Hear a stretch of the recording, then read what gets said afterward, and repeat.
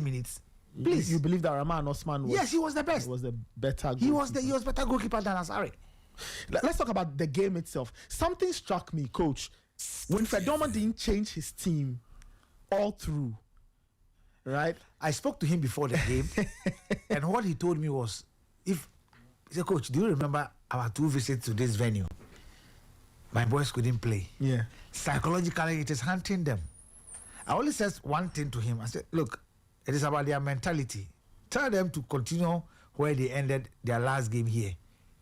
So if you have watched the game clearly, their build-up was good. Anytime they lose possession, they have more players behind the ball. But so House of Folk were dominating the midfield, and they are always in the final third of Dreams FC area. And that was where the goalkeeper was always called to come and save Dreams FC, or House of Folk attackers who just blow the ball away. In the second half, when they came on in the second half, they built on the first half, so their momentum had already gone up, and they began to dominate House of Folk in terms of possession, and they were creating the chances. Very good. Leading to the first goal, which was ruled out for offside, which I'm still not too sure. No, it was a perfect goal. I had the opportunity of watching the replay. I was doing the pitch side. Yes, you were pitch side. So initially I was asked, and I said, no, please, let me have a better look at the replay before I can comment about it, because it's a dicey situation. Yeah. And I did it. I also went to ask Josiah. He was with me. It was a perfect goal scored. It was a very, very good Dreams. Dreams were better for the referee. I don't fault the referee, but it is the assistant referee who flagged.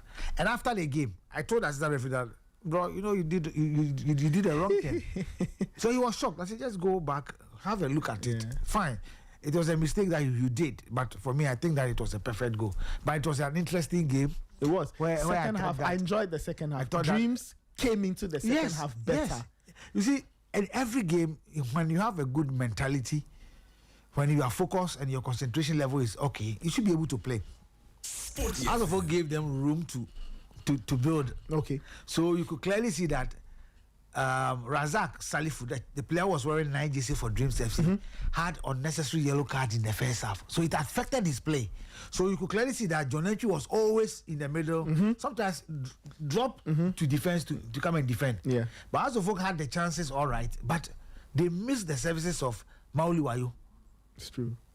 For their back line, fine. I think that SCB would have been fine, but though SCB didn't play, Kujo stood it very well, and I think that Ali Mohammed also played well. But in Milford, they allowed Dreams FC to multiply.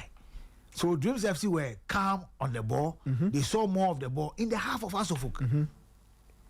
That was when they called Asari on 3 occasions to come and save them from conceding. But for me, I think that it was a very good game. And at the end of the day, it was Didi Draman who was not happy because of the chances that came their way in the first half, especially the one from Hussein. You pick the ball from your half. Yes, you've been persuaded by the opposing defender, but you had confidence going. But I felt that he didn't watch the goalkeeper. Because if he had watched the goalkeeper, he would have long lobbed the ball over the goalkeeper and then it would have been the perfect goal. But the boy also gave him his side, going backwards with his sideways. So Hussein didn't know whether to go on the right, because he goes on the right, he's facing the goalkeeper. He goes on the left, the goalkeeper tends to face him. So he was forced to go direct. And when he got into the penalty area, he should have raised his head. He was still down, and the boy gave him. He opened up his body, and he just took the ball to the goalkeeper. But one may think that Hussein made a mistake, but the credit have to go to the goalkeeper. He forced Hussein to make a decision. Yes. So I really enjoyed the game. Seriously, it was a very beautiful game that we witnessed at Lagos Sports Stadium. Heart 0, Dream 0. Mediama went 7 points clear. They went to Tema to beat Vision by 2 goals. Controversial decisions this weekend. And do you know the game was hard for about 20 minutes when Vision scored a goal, and the referee felt that the ball didn't enter the net, hit the goal pole. But there was a video from one of the referee went to watch it on the phone. But I felt that it was wrong for the referee should have done that. Why? Why should the referee allow assistant coach or a supporter to bring his phone to the center circle to come and show him that watch again? So if Dreams have done the same, would the referee have of course changed his decision? I get you. If Kotoko Zito has done the same in Bebieni, would referee Junior Luno has changed his decision? I felt that if the referee felt that the ball wasn't a goal, it wasn't a goal. And then if he has to face the sanctions, whatever from the FA, so be it. But if he felt that it is a goal, he has to take the goal. Do you understand my point? But for him to be standing there for assistant coach and players showing him on their phone. No. What do you mean? No, who improved? No. Who approved that? Oh. In our game, that when there's a situation, the referee has to onto the pitch. Somebody what is the work of the fourth referee and the match commissioner, and of course there are two assistant referees. In consultation with them, we should be able to decide on whether the ball was a goal or not. Let me ask you a question. So assuming that the referee was called, say by his assistant or maybe the fourth official. And he was shown a video, not necessarily VAR, but let's say that's it's video. Also wrong. It's not in our rules that we use phones to decide. Okay. Do you understand? The moment you do that, another team may also do that, and then at the end of the day, if that team or the referee in that game refuses to watch the situation on the phone, what happens? Ray, you are making a point. No, I Nathan, it's not accepted. It's not accepted. It's not done. It's not accepted. If it's a go. If it's not a go, it's not a go. But then again, we've had situations where certain decisions not taken well or wrong decisions have affected teams in this league. So I'm sure the referee felt that, well, if this footage I didn't see. Look, Master Hansen was confused. Let me just look at it and see if I'm making the right decision. So I want to believe that the referee knowing very well he was in trouble. What trouble? He didn't see. He didn't have a basis. That is why he has got assistants on the line. He's got the fourth referee. He's got a match commissioner. So at the end of the day, what I'm saying is that if the referee didn't see, the two assistants didn't see, the match commissioner didn't see, so be it. So be it. Yeah. Go and answer it if you are being charged by the FA. But there's evidence somewhere. Evidence where? I would consider. In every game, there's evidence. Consider. Okay, Coach, let me ask you. Though it's not done. If it's not done, why do you consider it? Okay. You see, I was about to ask that. So what if we improvise, right, and we manage to get referee footage from, say, the OB van, the camera, okay, yeah, or something to help him make a decision. Do you know what I suggested this some time ago when Star Times were showing the Ghana Premier League? Yes. And I suggested it, and what I was told was that, look, Enyejuma in the sense that the supporters at the stadium will not know that someone is in the OB van that the referee is talking to. Probably they may think that the referee is being influenced by somebody. Do you understand? Fair point. But in case of VAR, it is there for everybody to see. The referee goes there, go and see it. If it is a goal, it's a free kick, it's a foul, whatever. Do you get it? But for the assistant referee or whoever should be in the OB van outside to be communicated to the referee, they may presume that the referee is being influenced. Do you understand? Which I agree. So if it is not acceptable, I think that referee Hansen, unless he comes to tell me that whatever was shown to him was not his decision, then fair enough. But I believe that if he felt that, and you see that is what is on the screen now. You see, hey, why should it happen in football today? Somebody show. You see, and for our listeners, you can go to our stream and find the footage of. I think it's a Vision FC official. Is it a Vision FC official? Yeah, that is the assistant coach. The assistant coach. The referee was doing on looking. And that's what I'm saying, that if his decision, right, because he didn't take a goal. Initially, he said play on. So, and later on, he took a goal. So what informed him to take that goal? And for me sitting here, I don't mind whether it was a goal or not a goal. You understand? Because if you are in the Vision FC technical bench shoes, you do same or even more than that. Yeah. And if you're in Ibrahim Tanko's shoes, you also feel that, look, the ball didn't enter. But the man who will decide whether it was a goal or not, it's the man who in the middle.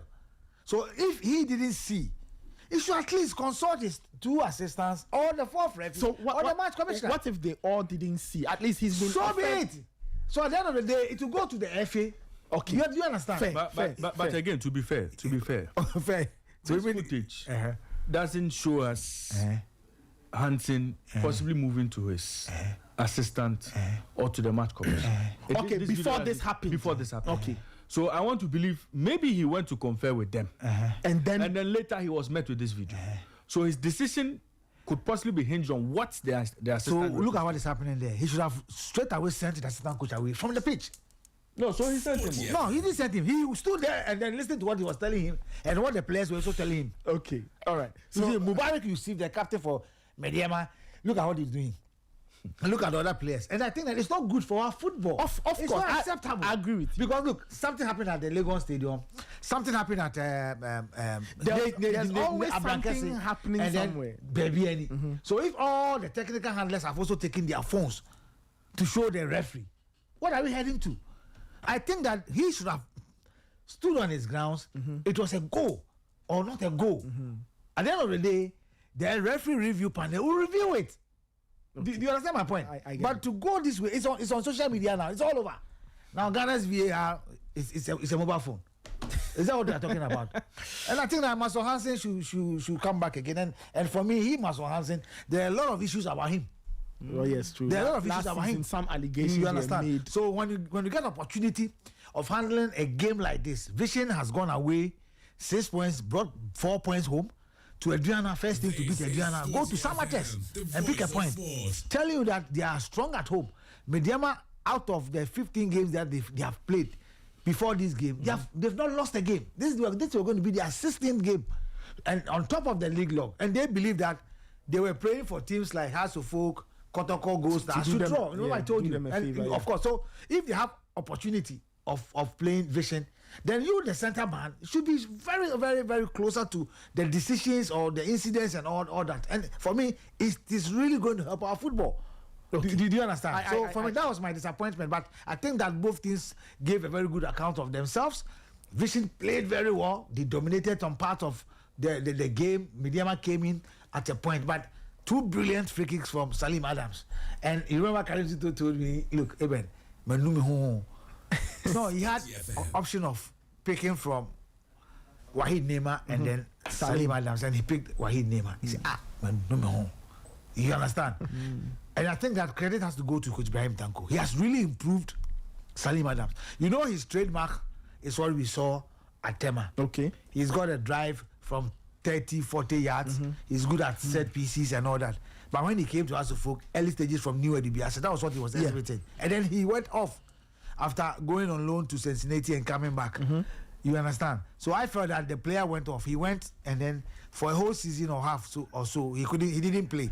For him to come to Mediama and then be playing like this, called into the Chan team and performing like this, I think that it is the credit has to go to Coach Ibrahim Tanko and the player himself. Because if the player had not worked or decided to concentrate and do hard work, I don't think he will get back his form.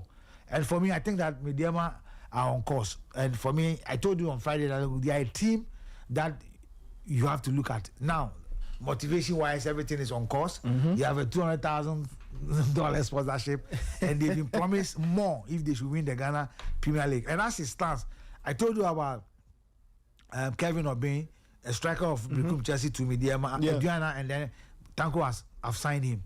Victor Odro, Dreams FC Nations, Tanko have signed him. Yeah. And then, of course, Rahman Abdul. You understand? From Swaterman, striker who knows how to play football. He's also on board. So it tells you how Mediama, but I think that Coach Ibrahim Tanko needs to work a bit on his defense. That is where I think there's a bit challenge out there. If he's able to work the mentality and the communication aspect of his defense line, they have a long way to go, and it will be difficult for the rest of the clubs to be able to catch up. 7 points clear in Ghana Premier League, second run. We are going into our third week. He's going back home to play Kerala United. Of course, he's unbeaten at home. If he continues that run and get 1 or 2 wins away from home, the league will stay in Takwa. And for the first time, probably they'll be playing their Champions League at the TNA. At the TNA. Sports Stadium. So, what will you say quickly about Vision and what may have affected them on the day? Why didn't they get the result they would have wanted? I'm sure Nana Ajima will be very disappointed because they took the lead. They took the lead in this. Yes. And I also believe that sometimes our technical handlers should be calm a bit on the touchline. Okay. emotionally, Nana Jimai went off board. You know, he went onto the pitch. He was very angry. And his assistant too. Everybody were angry about what was going on, and I think it got into his players. I'm watching Salim's goal. That was a drive to make it 1-1. I'm telling you, absolutely lashed it. Was excited the way they were playing. The fans were behind them, but I think that Mediama came with the game plan. If we cannot go past their back line, we have somebody who is good at dead ball situations. Let's take advantage of that. And for me, I think that 2 strikes, 2 goals.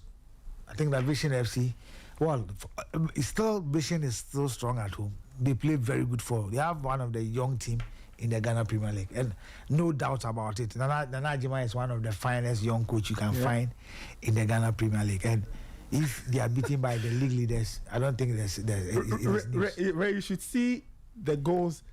The second goal that if you can put it out there, my producers, let's see if we can put the highlights of the Midiama goal. You can find the goals. It's Midiama's YouTube should have that. Very, very good goals from Salim.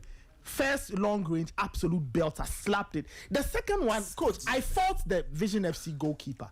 Of course, as a goalkeeper. Because at that distance, you can't get. He believed in himself because there was a lot. The distance, I think about 35. Maybe even more.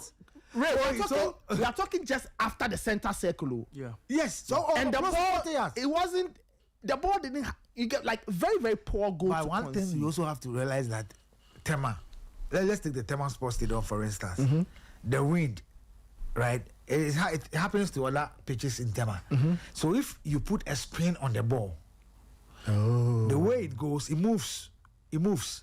So if you're a goalkeeper and you don't form your wall very well, and you don't focus on the ball, you'll be beaten. And that was what I think it happened to Kwame Aziz of Vision FC. But I'll still give credit to Salim Anas. You watch the goal against Accra Suffolk. You watch the goal he scored against Bilkum Chelsea. For me, he's one of the guys that after the edge of the box, around the penalty area, if you allow him to have confidence to drive, then you, the goalkeeper, you are in trouble. Well, let's talk about Nations. Nations FC beat Adriana by 1-0 at Abraham Kese. That game was so physical. I watched that game, and I think that Chioba Aristika has no business going to attack the referee after the game. He was shown the record right after the game because he believed that he had a penalty and the referee didn't whistle for him. But the game that I watched, there was nothing that shows that there was a penalty that the referee. Yes, I thought that the referee was firm in the game that I watched. The goal that was scored by Nations was a perfect goal. You could clearly see that it is something that if rehearsed. From Boche on the left, on the right side, sending the in-swinger. The defender of that is Ajimai.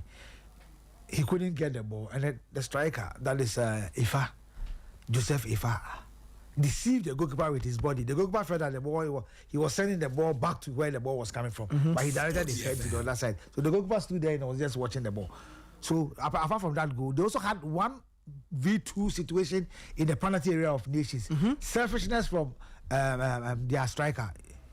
And I think that if you have passed the ball, they would have gotten the equalizer. Okay. So for me, it was a balanced game, but it was too physical. And at the end of the day, the better side won. Wonderful. Ray, yes, let me bring you. At what points do match officials, I mean, coaches, players, spectators, at what point do they come to the understanding that, look, nobody officiates the game with the referee? And so, refereeing calls are final. Whether you disagree or not, if the referee takes a decision, it is final. And regardless of what you think, whatever perception you have, whatever angle you've watched it from, in the absence of VAR, whatever decision the center man takes is final. At what point are clubs, coaches, players, fans going to accept this in football? I don't know. I don't know what it will take. I don't know whether more punishment from the because they've been doing this thing for a while, so they know. Because now coach says he watched the game. There was no point where he saw any penalty that should have been awarded that wasn't awarded. Okay.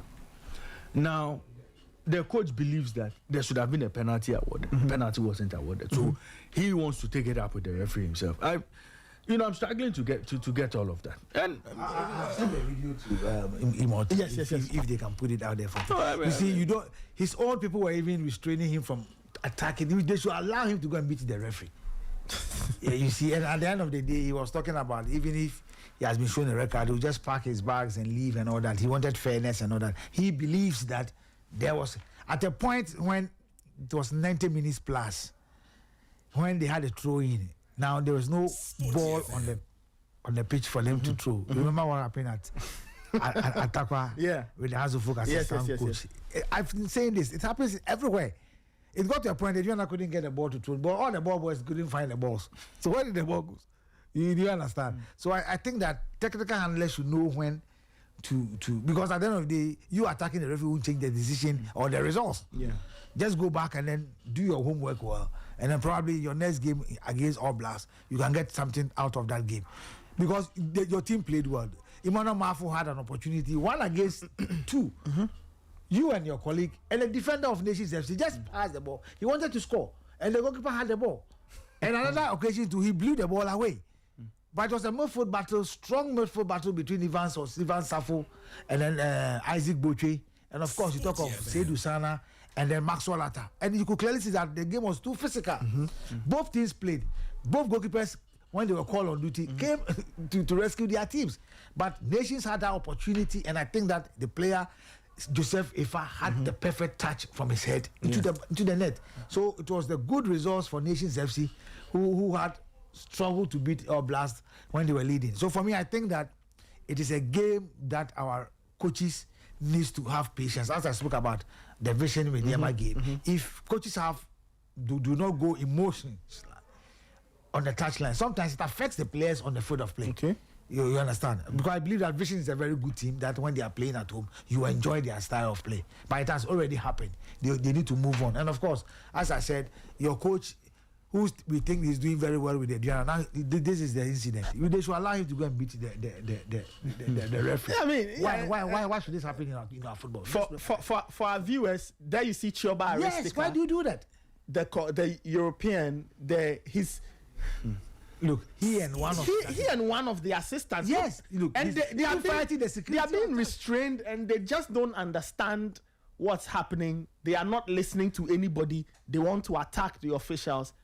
I mean, this is so unacceptable. Yes, I'm happy the FA has charged Chioba Aristika. He's supposed to probably give it up to Tuesday too, or Wednesday to respond. Yeah, to respond. But you see, Nathan, beyond just telling the players that, look, there are offside calls, there are penalty decisions, there are off-the-ball incidents that will get you punished.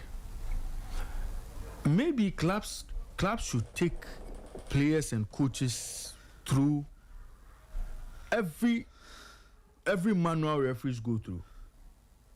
Okay. Oh, most of the clubs do. So that most of the clubs do. Yeah, This retired referees, referee Lamte, Joe Lamte, and the rest. No, I mean, the referees have been going to clubs to educate the players. Yes, but I'm talking about emotion. But you see, coach, let me get this. Maybe the manual, the whole course content for a referee, maybe players and coaches should study it. You know why? So that a player understands that when the ball comes off his body onto his hand, it's not a penalty. But do you know that when coaches go to courses, they do write exams on referees? Because sometimes some of the reactions the reactions we see from coaches and players on the field of play, it's shocking. So you know that, look, when the ball is in the air, two of you must have the same advantage to head the ball. Once you put your other player in a position of disadvantage, it's an infringement. Players must understand that when two of us jump in the air and I possibly use my elbow to knock you out, so I get the sole advantage to head that ball, it's an infringement. Yeah. But players do some of these things and they act surprised. Why has the referee whistled for an infringement? You've been watching the EPL. Yeah. When a foul is whistled against you, yes, and then you kick the ball, That's a yellow card. That's a yellow card. But here, the referee just look at it. It happens in every game that. But that's what got Shea Lacey sent off. Yes. In the FA Cup game. Yes. Yellow card. The referee calls another one. He bounces the ball violently. Yeah. Another yellow. You are in this. What I'm talking about is when a foul has been awarded against Raymond, and I'm coming for the ball before he realizes. And then he kicks. No, that's a yellow card. Yeah, the referee doesn't show any card. Yeah. So sometimes they don't stand their authority on the game because the moment it starts that way, every foul, the players will kick the ball, they'll pick and then they'll throw it away. Nathan, I think that it's not acceptable. The FA must look at some of these things again. It's not acceptable.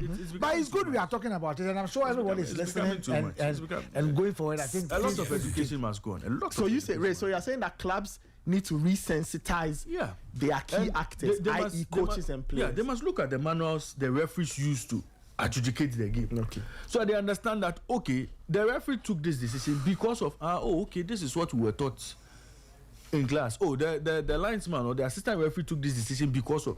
The players almost look like they don't understand why certain calls are made. The coaches too don't understand why certain calls are made, especially when it comes to this handball and offside situations.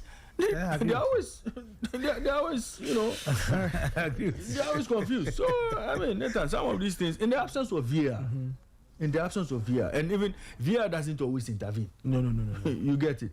I think that let's do a lot more education. Otherwise, Nathan, anytime there's a problem anywhere, in any football game, it starts from a refereeing call. That's true.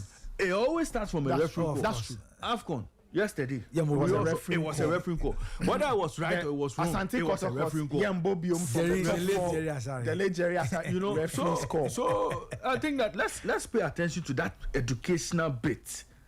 Let players also know what the referees know, so that they understand the decisions or some of the calls the referees make. It helps everybody. I agree with you. Yeah. All right, so that's that game there.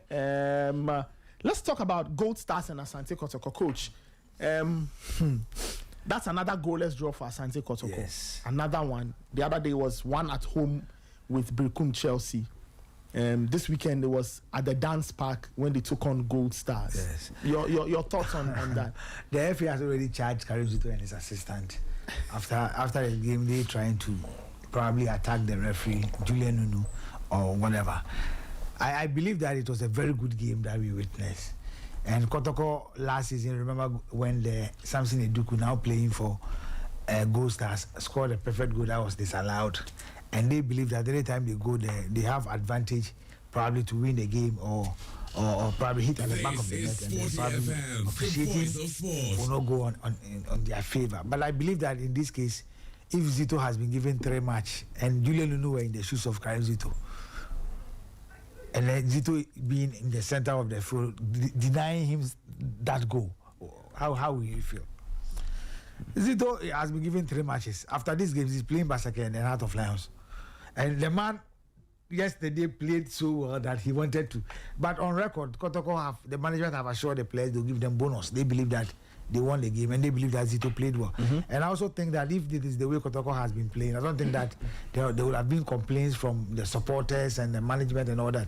Yesterday, you could clearly see that the players were dying a little bit for the club. In terms of positional wise, they were there. Tactically, they were very disciplined. Henry Ansu, coming from injury, I think he played a very key role alongside Samba Unel, who had that goal that was disallowed. And their young player that I spoke to you about, I told you they were going to partner him with Morifin Donsu. Yes. That is Yaya Yakubu Dogo. I think he's a prospect Kotoko can look up to, since Albert Amwa is also coming back into the team. Morifin Donsu played one of his best games for Kotoko yesterday. I've said that, look, his energy level is undoubted. And for me, he running all over the place, creating space for Dogo to go through. Emmanuel Kobe have to save maybe any from a couple of occasions from conceding. But that corner kick, and the referee was talking about push. Who pushed who? It was Emmanuel Kobe who pushed his own player down. So why do you disallow such a goal? And of course, I think that Kotoko were very furious about it. But the game itself, Gold Stars started very well. First 15 minutes, decided to dictate the pace in the half of Kotoko, tried to create some openings, but their final delivery were just poor. Kotoko came in very strongly with Morifin Donsu. First post shot that got Emmanuel Kobe injured. He has to be attended to. There was another free header that Kobe have to come in. And then, of course, Kamara also took some balls, very simple, in the penalty area. Okay. On the whole, I think that it was a very good game, but Kotoko were the better side. Kotoko had 10 corner kicks in that game. But 10. One resulted into the goal that was disallowed. But 10 corner kicks, I think they should have done better than what we witnessed yesterday. Maybe any Gold Stars players, they didn't come to the party, especially Atakumi, who was forced out of the game through injury. It was a very good game. Anybody that watched that game will testify that, look, the intensity was very high, the commitment from the players were very high, and of course the two goalkeepers also showcase what they have when it came to the time of them to come out to save their clubs. On the whole, I think that Julian Nuno wasn't bad, apart from that decision that he took not to or probably disallowed that goal. Okay. I'm sure by now he'll be telling himself, why did I do that? And I felt that immediately he whistled, he should have looked at his assistant referee because he was closer to the incident than him. He was coming from far. Because before the corner kick, there was this Gold Stars defender who was in front of his own goalkeeper, Emmanuel Kobe, and then Inusa Adams was in front of the Gold Stars player. So the goalkeeper pushed his own player, and Inusa dodged, and the player fell. At that time, the ball was in flight. So someone from behind just had to knock the ball down straight into the net. So there was nothing wrong with the goal Kotoko scored. They had just been robbed of a perfect goal. But for me, I think the game was very good. Well, so that's Gold Stars 0, Asante Kotoko 0. Let's talk about Heart of Lions, coach. We know we've been bashing them for a while. Their very first win since the 16th of November 2025. They beat 11-1. There's no surprises there. So you and I know that beating Heart of 11-1 is no news. It's no news in the sense that they are the whipping boys of the side. 9 points in the Ghana Premier League. If they want to survive, they need at least 41-42. And you and I know they cannot get to the 41-42. So they are on their way to Division 1 again. But Heart of Lions had to struggle to score from their midfielder Ishmael Ado. Eventually, he won the MVP. Yeah. So it tells you that 11-1 gave them a game. They really went there to play with them. Along the first half that they had their goal. But I think that they deserve credit. Out of 8 games, you are now winning your FA. Apart from the FA Cup that they beat in Nagod FC at the same venue. In the league, 8 games, they are now winning their first game. They had already drawn 3 and lost 5. So if they should win this game, probably to motivate them for their next game before they play Kumasi Asante Kotoko. So for me, it is one of the finest or probably the happiest mood of Bashir Ford by getting 3 points for the whole of Pandu boys. Oh, Coach Bash, he's really gone through it. 8 wins, 8 games without a win, and then at the last time of But you see, Lions is a team that I spoke about before the season started. And look, if they fail to win the league, I'll be shocked. And they have already shocked me before even the start of the second round. Why? Because they picked early in the preseason. So they should have known. Bash should have known how to rotate his players when they went out. Because you saw them in the preseason, that is the Homo World Cup against House of Folk. Yes. The top 4, the performance that they gave. Yeah. And into the league, first 5, 7, 8 of the league games that they played. Now they are dropping. It's like a graph. They are dropping. They'll get up again. By the time they get up, Midiama is gone with the trophy, and whoever will be in the second or third or fourth. So for me, next time, probably Bashir should be able to know how his preseason goes, when the players will pick, when they will drop, and all that.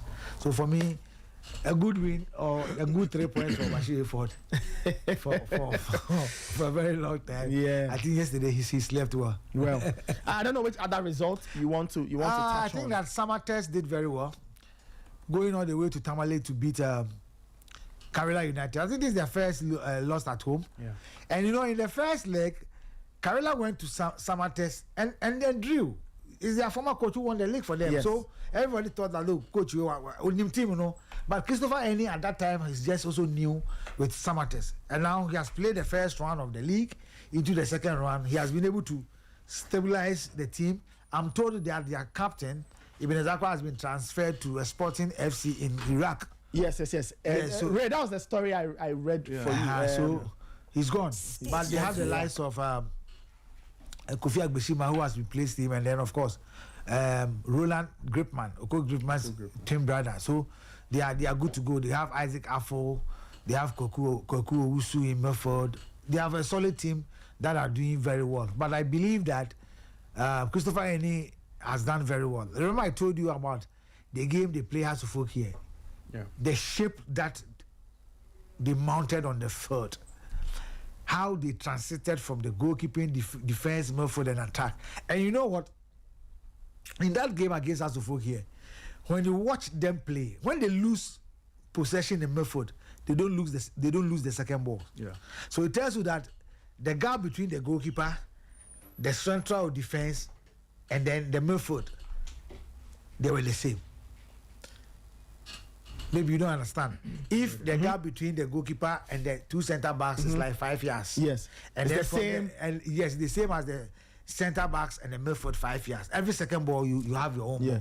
But the moment you have the goalkeeper and the defense 5, the midfield and the defense 8, there's a big gap there. Of course. So then you need to do extra. Other than that, every second ball you lose it. Yeah. But some others have been able to work so hard that within that conference of area, it is difficult to pick the second balls. Probably that is the same system they took to Tamale, and the goal came from Christian Ejeni Boateng, a former player of Heart of Lions, and then they try as much as possible to get an equalizer, but it was difficult for them. So you give credit to Samatex FC. And for Brekum Chelsea, I told you that they were going to miss their coach Samuel Bodu. Yep, they drew at home. And for their goalkeeper to win the MVP should tell you something. He cannot just be imposed. And relaxing and win MVP. No, it means that he had a lot of work. For instance, the House of Folk Dreams game, I was telling my colleague that look, first half, clean sheet. But how many balls went into him? But definitely you talk about clean sheet. Dreams FC goalkeeper had a clean sheet. How many balls went into him? Yeah. So among the two goalkeepers, who are you going to pick? So if Ofori won the MVP, tells us that there were a lot of pressure on them. There were a lot of onslaught on them. So he was able to save his team from conceding. So it tells us that Brekum Chelsea have a lot of work to do. The kind of game they came to play in Kumasi, and I felt that look, they had their game plan worked for them, or probably it was Kotoko who didn't play well for us to see that Brekum Chelsea is doing well. Now they went to their own backyard and they couldn't play. You give credit to what's the name? All Blacks. They did very well. I mean, going on the way to Brekum to pick a point, it's a plus. Basake Holy Stars came and then they lost at Accra to 11 Wonders. I told you about how they played Dreams on Sunday, traveled to Nzema, got there on Monday, did recovery on Tuesday, fully training on Wednesday, and then travel on Thursday and come to play a game on Friday. How do you expect the player to give 90 minutes of performance? So, not surprising, 11 Wonders took total control of the game in the second half and scored them 2 goals. They went back home, and then, of course, they had 2 goals and then considered 1 against Bechem United. For there, Johnson Smith is trying to make their place a fortress. And looking at their position, 11th on the league block, they are fighting to probably stay in the Ghana Premier League before probably next season they will change everything, as I told you earlier on. So for me, it is all been very good for the Ghana Premier League. Well, it has been. Let's have a look at the league table after match week 19. Mediama, 40 points on top of the table. Gold Stars 33. Adriana third on 32. Asante Kotoko on 32. Hearts of Oak on 32. The difference has to be, of course, the goal difference. So Adriana Stars a goal difference of +6. Asante Kotoko goal difference of +13. Okay, +13. 24 goals scored, 11 conceded, and then Adriana 18 scored, 12 conceded. Hearts of Oak also on 32 points. Goal difference of +5. Samatex 31 points. Heart of Lions 27. Karela 25. Dreams 24. All Blacks 24. Nations FC 24. Holy Stars 23. Bechem United 22. Vision also on 22. Young Apostles on 22 as well. And Brekum Chelsea on 20. Hohoi United on 19. And 11 Wonders on 9 points. So 11 Wonders. Hohoi United, after losing to House of Oak, went all the way to Wenchi to pick a point. At the point they were down by a goal. They got the equalizer 2-1, and then of course they got the final equalizer. And I think it is a plus for them, because losing at home, going all the way to Wenchi, where it is somehow a fortress to some of the clubs, not all.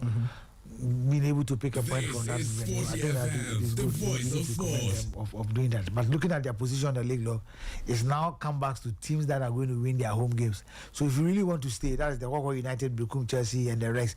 If you really want to stay in the Ghana Premier League, you need to win your home game and get a point or points away from home. Okay. If you're able to play 2 games at home, 6 points, get some 2 away games, probably 1-1, 2, you are 8 points, probably will push you a bit further But if you really want to stay down there and be losing at home and losing away, you'll be adding yourself to 11 wonders, who I think they've already said bye-bye to the Ghana Premier League. Well, quite interesting. I agree with you completely on 11 wonders. I think they are gone. But when you study the league table, listeners, so Mediama are 7 points clear of BBN Gold Stars. So Mediama, I think they are in a different class altogether. Gold Stars, Adriana Kotoko, Hearts of Oak, and Samatex are all bunched together, separated by 2 points. And then you have the next group.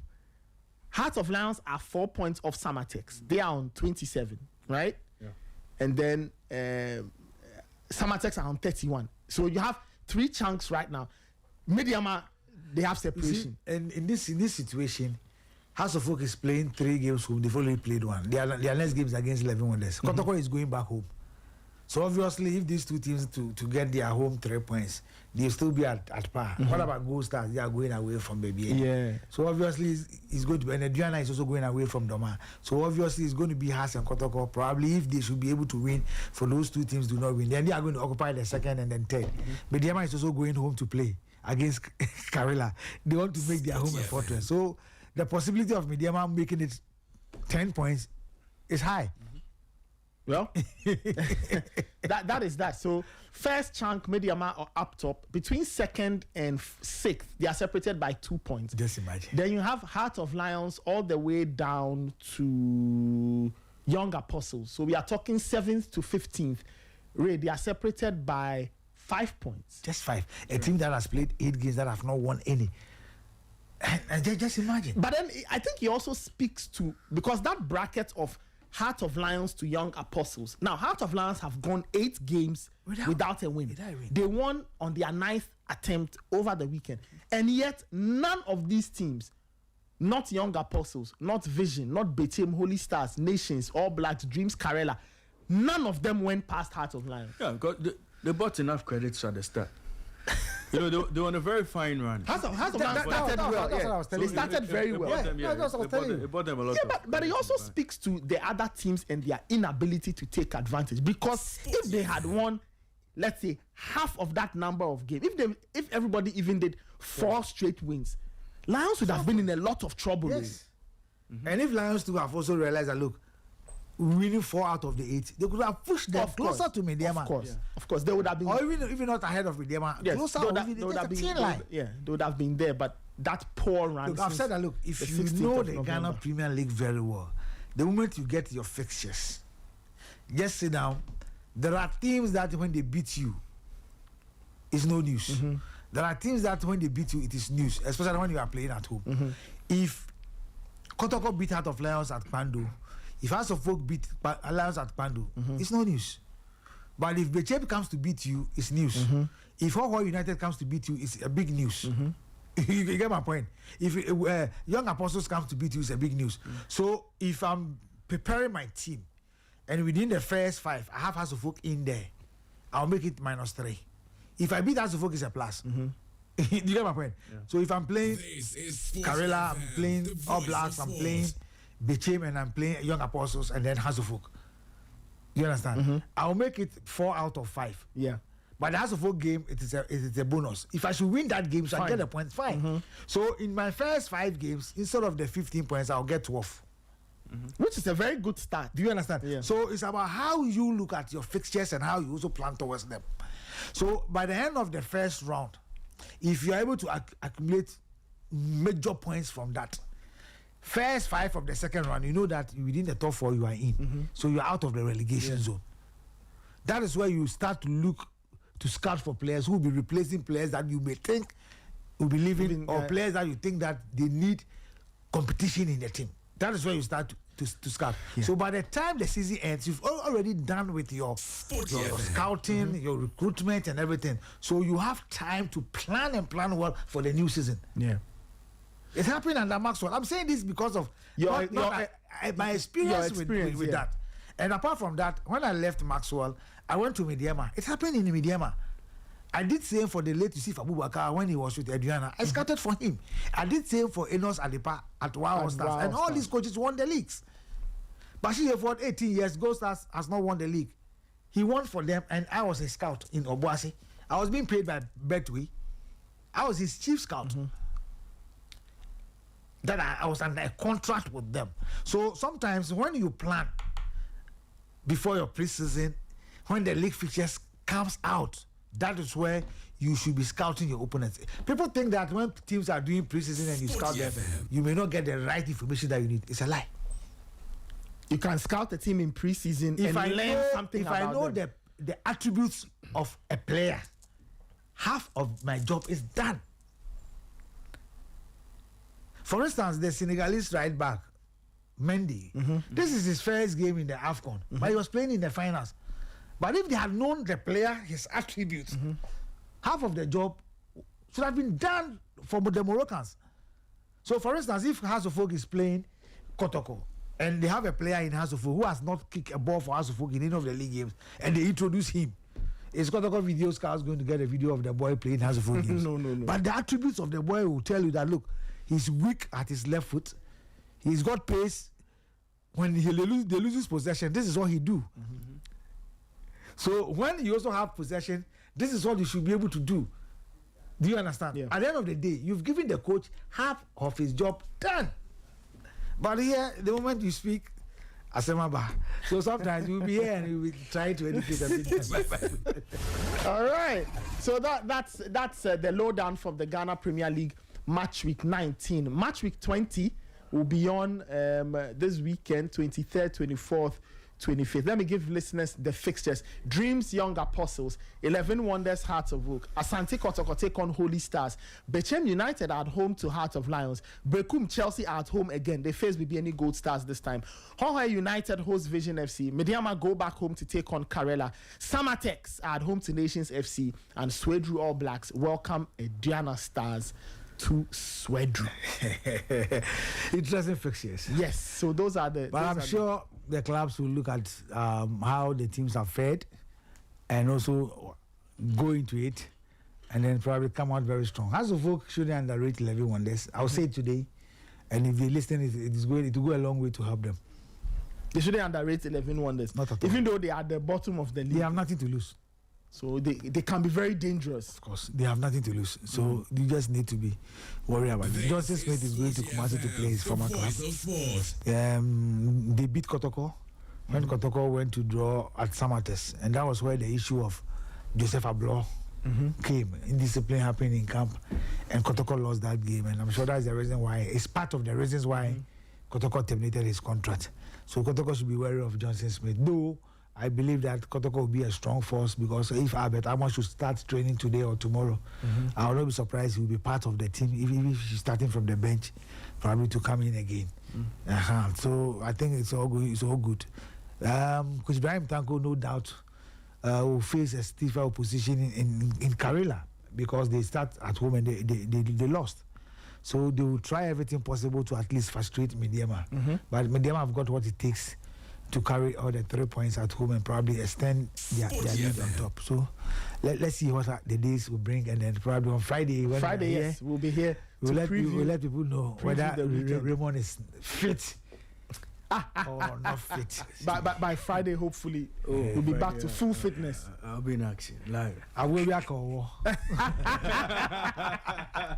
Ghana Premier League is back again, and the days of Ebo Smith have been there. Ghana Premier League is back again.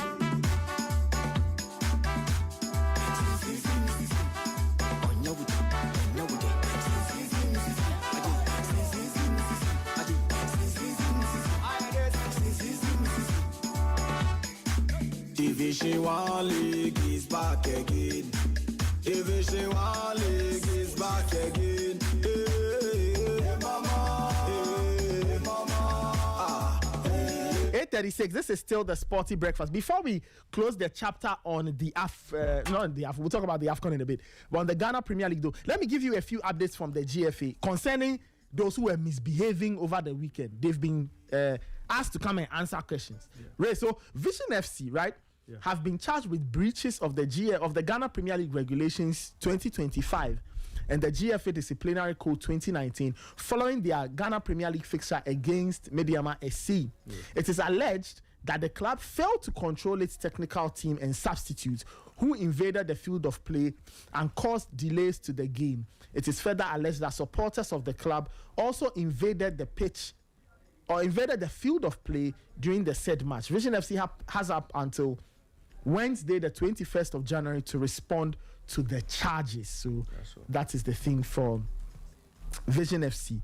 And then if you go to Aduana Stars, their head coach, Aristika Chioba, has been charged with a breach of Article 12(1)(I) of the GFA Disciplinary Code 2019 following the Ghana Premier League match between Aduana Stars and Nations FC, or Aduana FC and Nations FC. It is alleged that the head coach confronted the match officials in an aggressive and improper manner during the said game. He also has until Wednesday, January 21, to respond to the charge. And then the final one, Abdul Karim Zito and Prince Yaowusu of Asante Kotoko Sporting Club have been charged with breaches of Article 12(1)(I) of the GFA Disciplinary Code 2019 following the Ghana Premier League game between Kotoko and Gold Stars. I think it's supposed to be Gold Stars and Kotoko.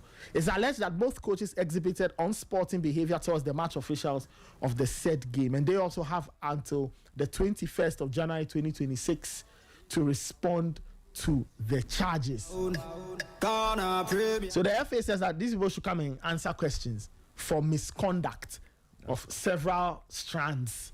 So that's that. We wait to see what the GFA will do to all these gentlemen who were misconducting themselves during the Ghana Premier League from over the weekend.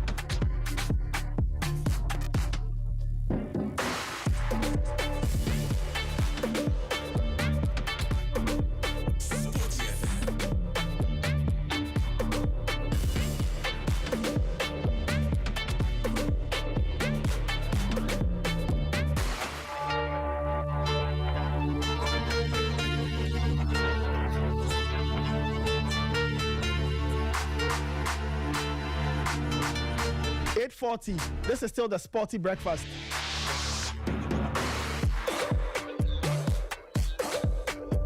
Your comments are welcome. 054 257 1061 054 257 1061 054 257 1061. Send us your comments, right? Send us your comments. We'll talk about the AFCON in a bit. I don't know whether we should open the lines or we should go to AFCON. My producer's AFCON phone line. AFCON. We should go to AFCON. All right. 054 257 1061 054 257 1061. It's 8:40. Let's open the phone lines for a few minutes. Let's take some calls and then we'll get into the AFCON conversation in a bit. We hope to bring the likes of Gary and Michael Asai-Bredu in to also get some perspective from Morocco. But let's open the phone line. 054 257 1061 and 030 279 4805. Let me take this caller. Hello. Good morning, Nathan. Yes, good morning. Honorable. Yes, Honorable, please go ahead. Yes. Am I clear? Let me find out first. Yes, I think the line is clear. But you let's proceed and see. Okay. Now, congratulations to Senegalese for winning the AFCON. You see, Dagrafa, Akuna Matata. What must come can come, or what can come can come, and whatever can come has come. You see, it wasn't too nice from the time the penalty was given. Yes, but if they had not protested that way, blah blah blah blah blah, they wouldn't have gotten to where it was.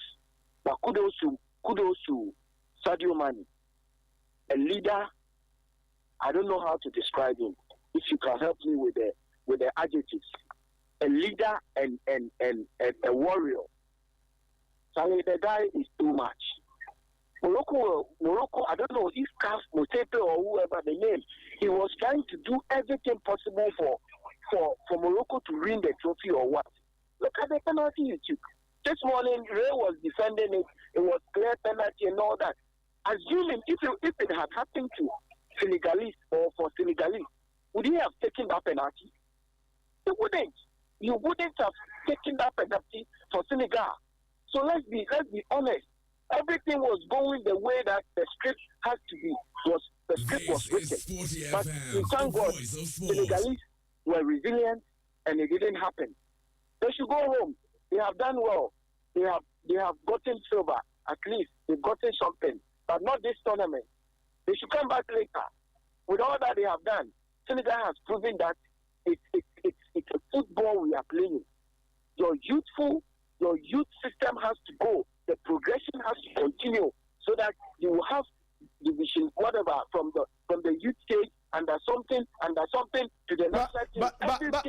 But the Moroccans have done the same thing, haven't they? They've done the same thing. Yes, I know they've done the same thing. But who proved it well? Who proved it well?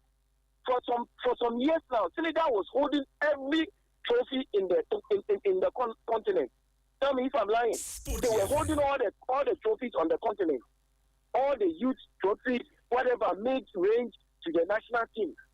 And within 2 years, within 2-3 years, they've come back for the trophy again.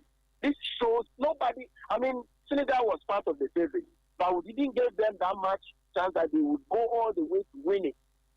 But look at them. So resilient. Even if you score them, if you take the lead against them, they don't panic. They play their normal game. By the time you realize, they conceal every hole and they are done with you. Congratulations, and I'm so proud of Sadio Mane. I mean, better luck to Morocco next time. They were playing some kind of nice football though, but the antics was too much. Thank you, my guy. Hey, good morning to Otuvo. Otuvo, wherever you are. I'm sure he will call us in a bit. I'm sure he will call us. Anyway, Honorable, thank you. Thank you so much for your call. It's 8:44. Let's take some more calls. 054-257-1061. Let me take this caller. Hello. Glory, glory, Man United. Glory, Man United. Oh, no. What's your name and where are you calling from, please? This peaceful. Okay, all right. Calling from where I am. All right, please go ahead. Is Raymond around? Raymond is here. Yeah, we thank God for his recovery. Yes. We are happy he's back. That's right. Yeah. Let me go to that one. Yeah. For Senegal, Charlie, this captain, the agenda with the agenda and necessary activity. They did the same thing in the women's. You remember the women? But the women to them, the whole step. Yes. They did the same thing, and Nigeria to beat them at their home ground in the final. The semi-final, they did the same thing, but I don't want to talk about this match because if we talk about it, it's Ghana referee, blah, blah, blah, blah, blah.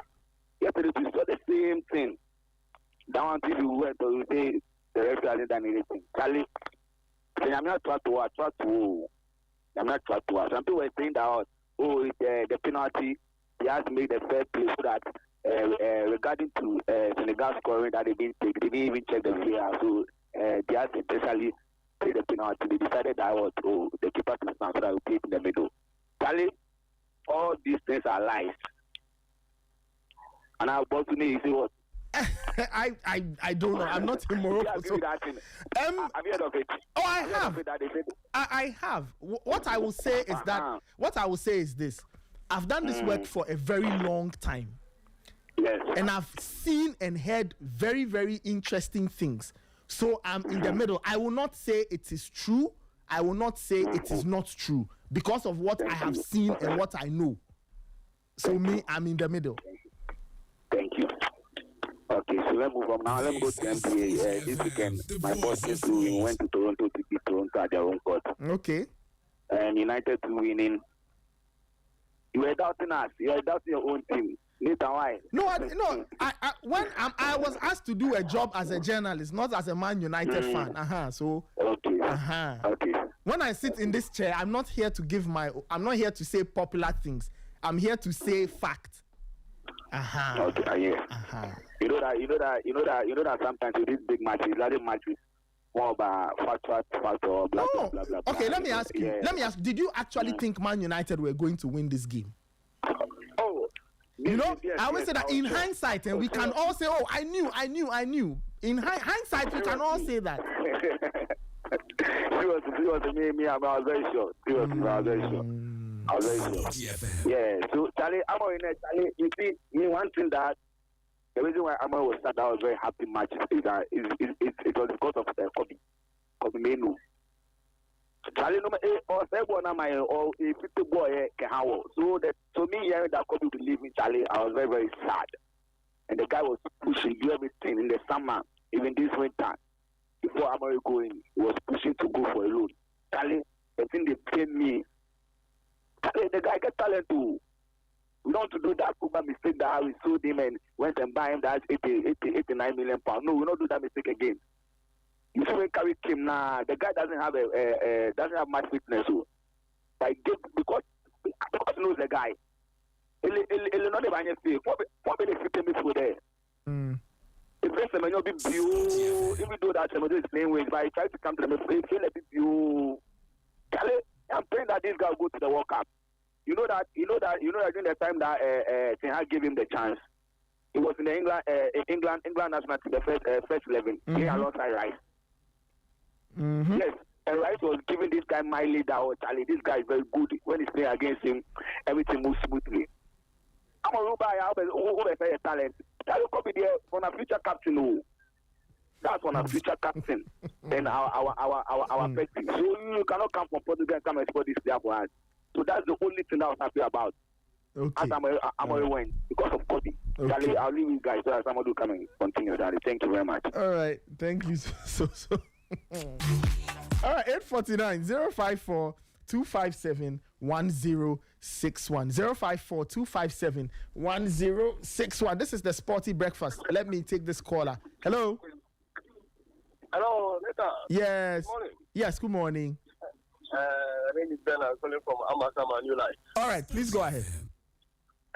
First of all, I would say congratulations to Senegal. But looking at the Senegalese team, they really play as a very well united team, and they actually deserve to win. So if you look at the match, you see that the first half, the way they outplayed the Moroccans. The Moroccans were just playing defensive, just holding on the ball, just they just bounce and away and see.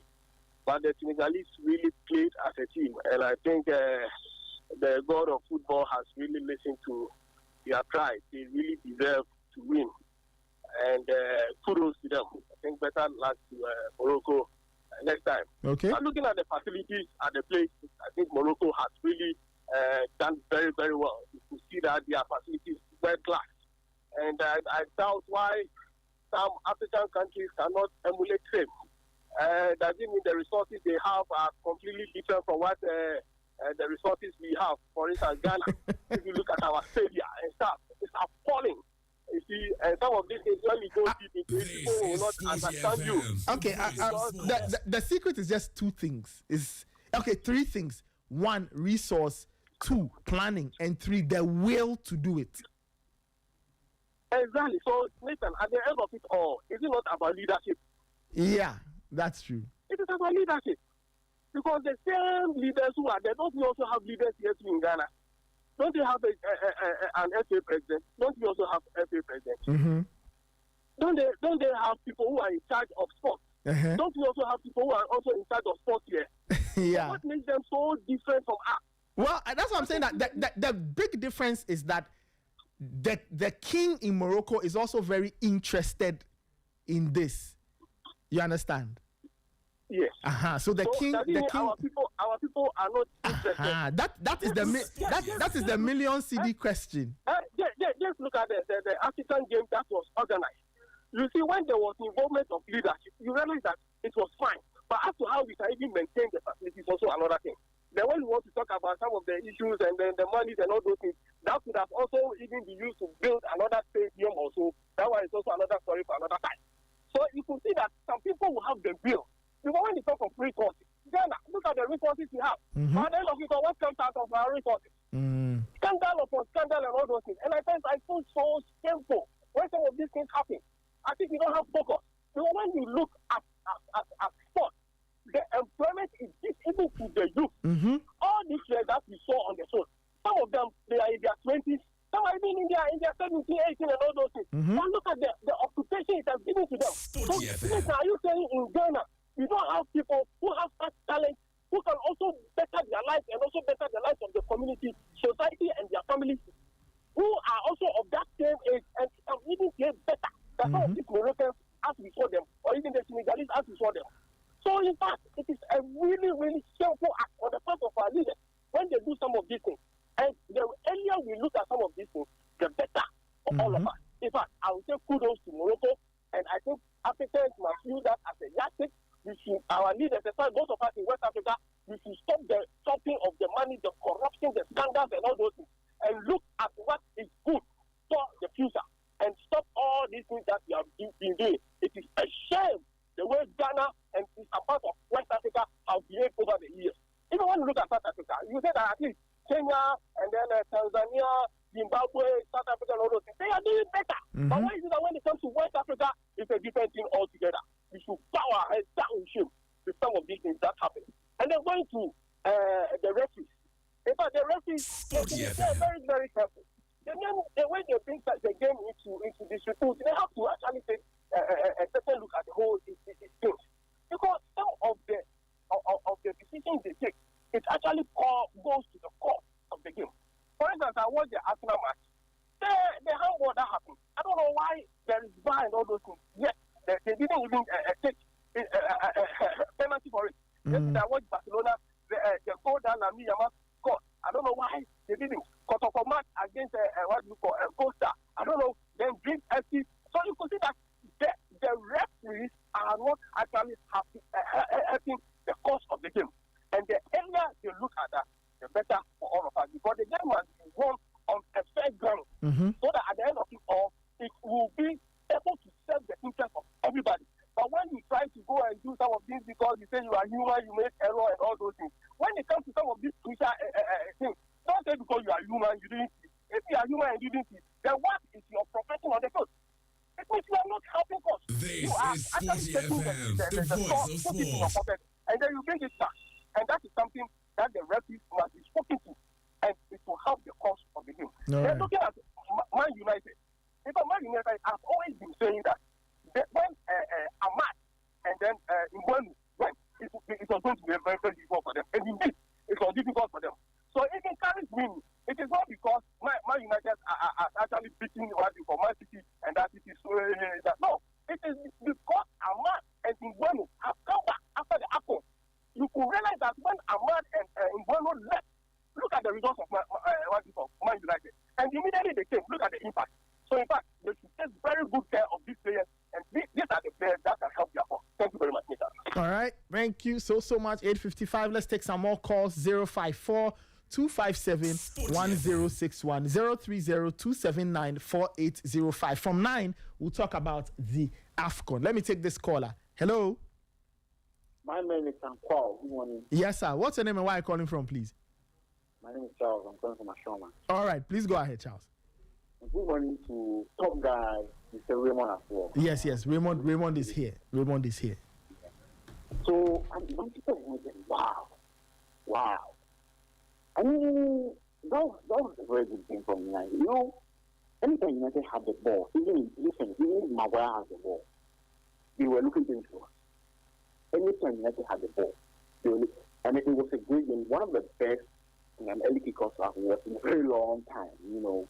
But by this time, you agree with me that we see some performances from Manchester United over the past season. You know, you tend to turn up against the big guys. You see a lot of desire, commitment on the part of the players.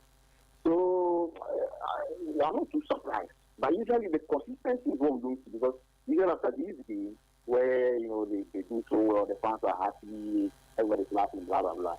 They don't continue, the momentum. You see them going against a Burnley somewhere, So the consistency that we don't see from United. So I don't know. I'm not a United fan, but I mean, it was a good game. We saw the flashes of old Manchester United. I mean, growing up, I used to watch Manchester United a lot. So I thought all classes of United on Saturday. It was a good game, so congratulations to Manchester United. And quickly on the AFCON, I mean, great game. Great final, a lot of drama. We love the drama. You have, a bit of excitement into the game. So it was a great game of football. Congratulations to Senegal. People complain about the rest. Sporty I FM. don't know, but listen, I feel the referee had every decision spot on. Especially the two controversial decisions that we are talking about. Okay. Okay. The goal Senegal scored, I believe there was a foul on Hakim. And if I'm correct me if I'm wrong, if you watch the game, the referee whistled before the goal was scored. Yes, that's true. The referee did whistle before the goal was scored. Exactly. In that case, there's no way the referee will call to the VAR. Because he has made a decision before the goal was scored. So don't think that when you go to VAR, you can't go to VAR. The same thing happened at the Bernabeu, Real Madrid, my club, Real Madrid, and Bayern Munich in the Champions League, where we closed the roof on Bayern Munich. And Bayern Munich was trying for a penalty. The referee, I think from Poland, I forgot his name, he saw before Bayern Munich went on to score a certain goal. I think or so. And This is Sporty FM, the voice of sports. The guy has whistled already. So there's no voice. The VAR cannot come in here. So I believe the referee yesterday was spot on. I think it was a foul. Yes, it's a penalty. So the behavior from our Senegalese brothers calling, as well as calling the players to work off, I feel it's unacceptable. And when everything is calm, they should be punished. Because the whole world was watching the game yesterday. So the attitude, we can encourage it. Because if Senegal is let's go, tomorrow, another thing we do. We should encourage it. I get their point of view. They felt, the referee was not helping matters by disallowing their goal. But I don't think that's the way to go. You walking off the pitch, questioning not to play again. No. We can't encourage that. Tomorrow, another thing we do. So, yes, congratulations to them. They deserve it. They play well throughout the tournament. So, it's fine. They deserve it. Okay. But later on, I hope that we give them a punishment so that next time we don't see something like this happening. So that's it. Have a nice day. All right. All right. Thank you. All right. 9 on the dot. Let's get the show going.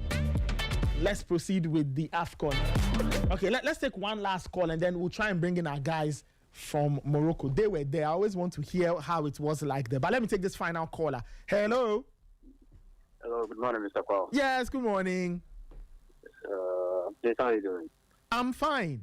How are you doing? Good. Well, I'm also doing great. Wonderful. What's your name and where are you calling from? Sporty FM. Augustine here. Okay. All right. Please go ahead. Yes, so I want to talk about yesterday's AFCON final. I think congratulations to Morocco for such a beautiful tournament. Trust me, the coverage was so unique. I was just watching it and I was switching to the La Liga games and you could feel that African football has really progressed. Well, on a bit of the decisions taken by the referee, if a ball is in flight within the 6-yard box, I don't know what to, make you whistle for a foul. At least let the sequence end so that you have the benefit of a VAR. You understand? But a corner was taken, the ball was in flight, and we just whistled. So I think the Senegal players were displeased. And before the game, Yeah, but I'm sure the referee must have seen all the things he needed to see before making a decision. No, I'm not talking about after the VAR. Yes, I'm talking about. Yes, yes, that's what I mean. So I'm sure he must have seen a lot to already decide, because he whistled just when I think the ball. Then he made his decision. Yeah, the ball was inside. So I was like, at least you let the sequence finish so that you have the benefit of VAR for you to make an accurate decision, because this is the reason why VAR is there. You understand? So I don't know, but you see, for what happened, we are all praising Sadio Mane, for his leadership and all that. But I think the Senegal backroom staff, the officials they took to the AFCON, because I saw Haji Diop decline all the way from the directed box to come and talk to Sadio Mane. You understand? Because Papi Thiaw gave them the signal that they should leave the pitch. They all agreed. Sadio Mane himself agreed to leave the pitch. But I saw this former Ghana Blasters, Claude Roy, talking to Sadio Mane. At the point, I really felt bad for the Moroccan players because there was no fault of theirs.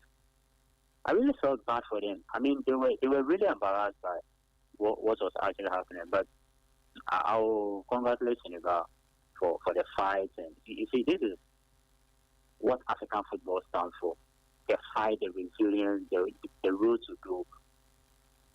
Once the game was in session, I was just telling myself that this game, the list of things going on that is beyond a human eye trust, because the game was just, down to the heart. And I think I'll congratulate AFCON officials and everybody for this wonderful tournament. And for our referees, it's a wake-up call to them. The slightest of mistakes that you do can change the whole tournament. So they should also up their game. Thank you so much and have a wonderful day. All right, thank you. Let's put a pause on the calls for now. 3 minutes after 9. Let's proceed with the AFCON. AFCON 2025 came to an end yesterday in the beautiful country of Morocco, and it was Senegal who ended up winning the AFCON for the second time in their history. For those who missed out, here's a taster of what happened. And here's a man who's got all the mental strength in the world, maybe lost a yard or two of pace, Sadio Mane, but he inspires an attack. Senegal thrust forward. Pop Gay! Sensational! Stellar! Supreme Senegal! Maybe in extra time they've reduced the moment, and it's Pop Gay with his third of the tournament. Senegal score their first ever goal in an African Cup of Nations final, and it is utterly outstanding. Mane-inspired build-up. Pop Gay finishes with aplomb, and Senegal lead as the Lions of Teranga roar loudest in Rabat. All right, so the Teranga Lions defeating the Atlas Lions, winning their second AFCON in what? 4 years? 5 years, right? They won what, 2021? Yeah, so in 5 years. Yeah.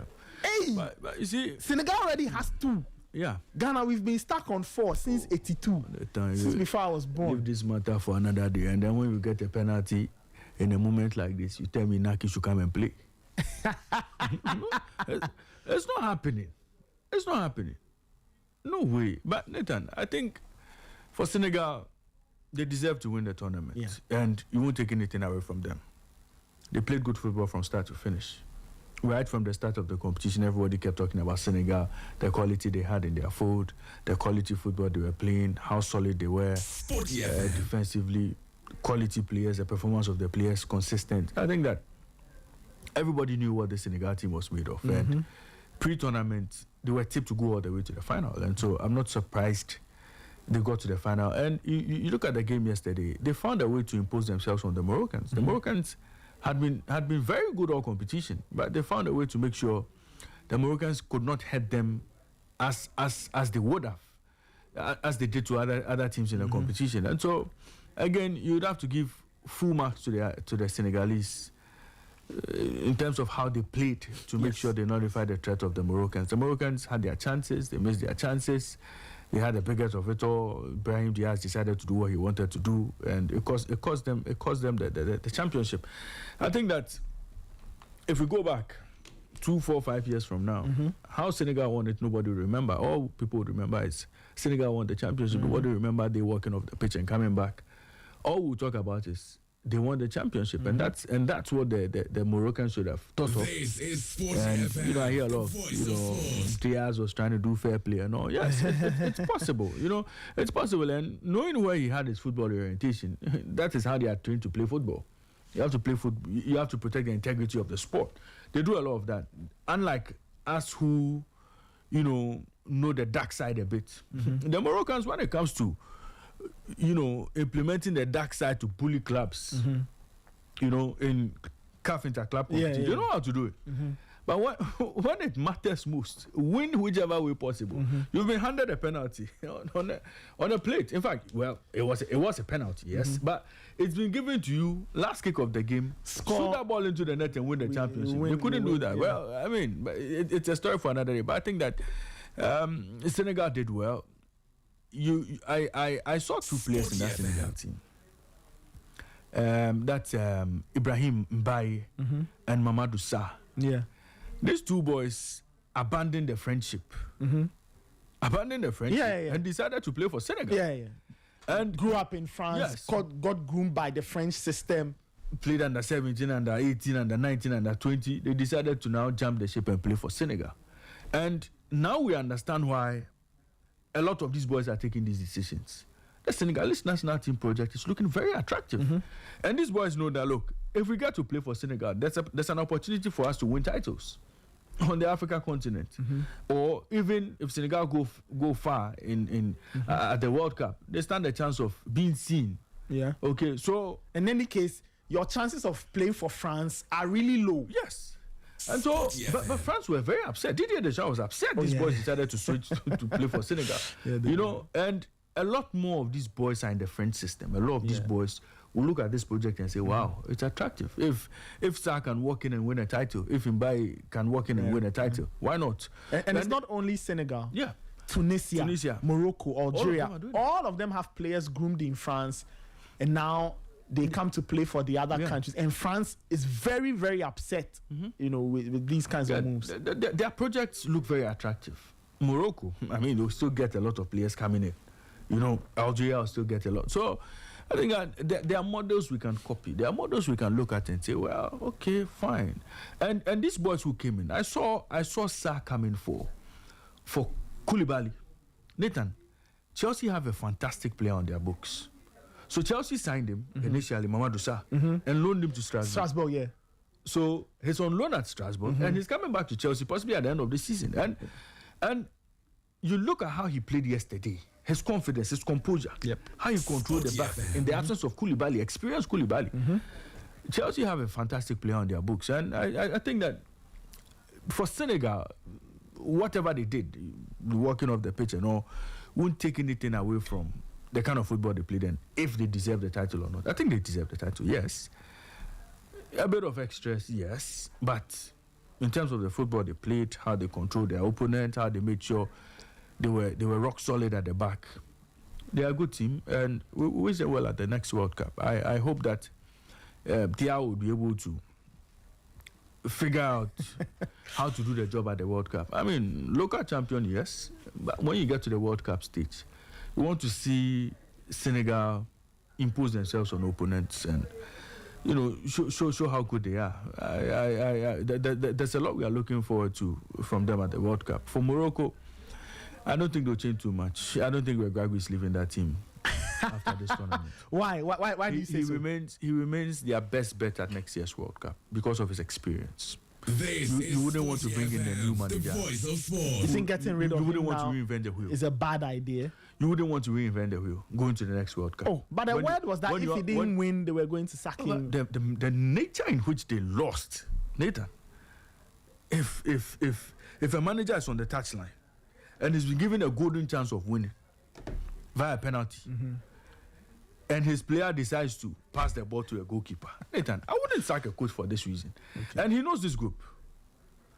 He's got them to play good football at this tournament. He's done all the right things. He's been at the World Cup before. Managed to get a team to Africa's best place ever, semi-final. Nathan, you wouldn't want to trade this for anyone else. A new coach comes in and he would have to rip everything apart, possibly reshuffle the pack and then get the players to play in ways that, I mean, they will definitely struggle against some of the top teams they will go and meet in the competition. And so Regragui will stay, take this Moroccan team to the next World Cup. And I think that if they continue playing the way they play, with the character they showed yesterday, with the confidence and with the quality players they have, they can also go to the World Cup and make a case for Africa one more time. What are they lacking anything in terms of, as for winning the World Cup? That's tough. But in terms of winning an AFCON, are they lacking anything? Is there anything missing from their game or from their team that they will need to add ahead of the next AFCON? Maybe they are finishing, because yesterday El Kabi had a fantastic chance to put them ahead. He failed to take it. And Nesri had a couple of chances, half chances and all. I think that if he's able to get his players to be more clinical, he has an opportunity of doing similar things to what he did at last year's World Cup, because defensively they look very good. Bono has been rock solid for them in post. In midfield, excellent players, very good combination in that midfield. Not world beaters, not your recognized midfielders, but they find a way to get a job done. And yesterday, if you watch that game, where they lacked was the physicality. I think the Senegalese bullied them quite a bit, and it all had to do with the strength, the sheer strength of the Senegalese. And you know that when the Moroccans play against teams that are not very physical, they're able to control the game as much as they want. So I think that maybe they would have to figure out how to play when they come up against opponents that are very physical, and also make sure they are a bit more efficient up front. Once they're able to figure out that, they should go to the World Cup and do a good job. I think that at least they could possibly progress out of the group stage. They are in quite a tough group, but they should be able to figure it out. And the experience of a lot of these players, together with the experience of the coach, should see them through. But Senegal, a lot of that physicality will be needed. And I think that at next year's World Cup, maybe would see Senegal perform like they did in 2002 when they first qualified to the World Cup, when they were playing under Bruno Metsu, when we saw the likes of El Hadji Diouf. There's this.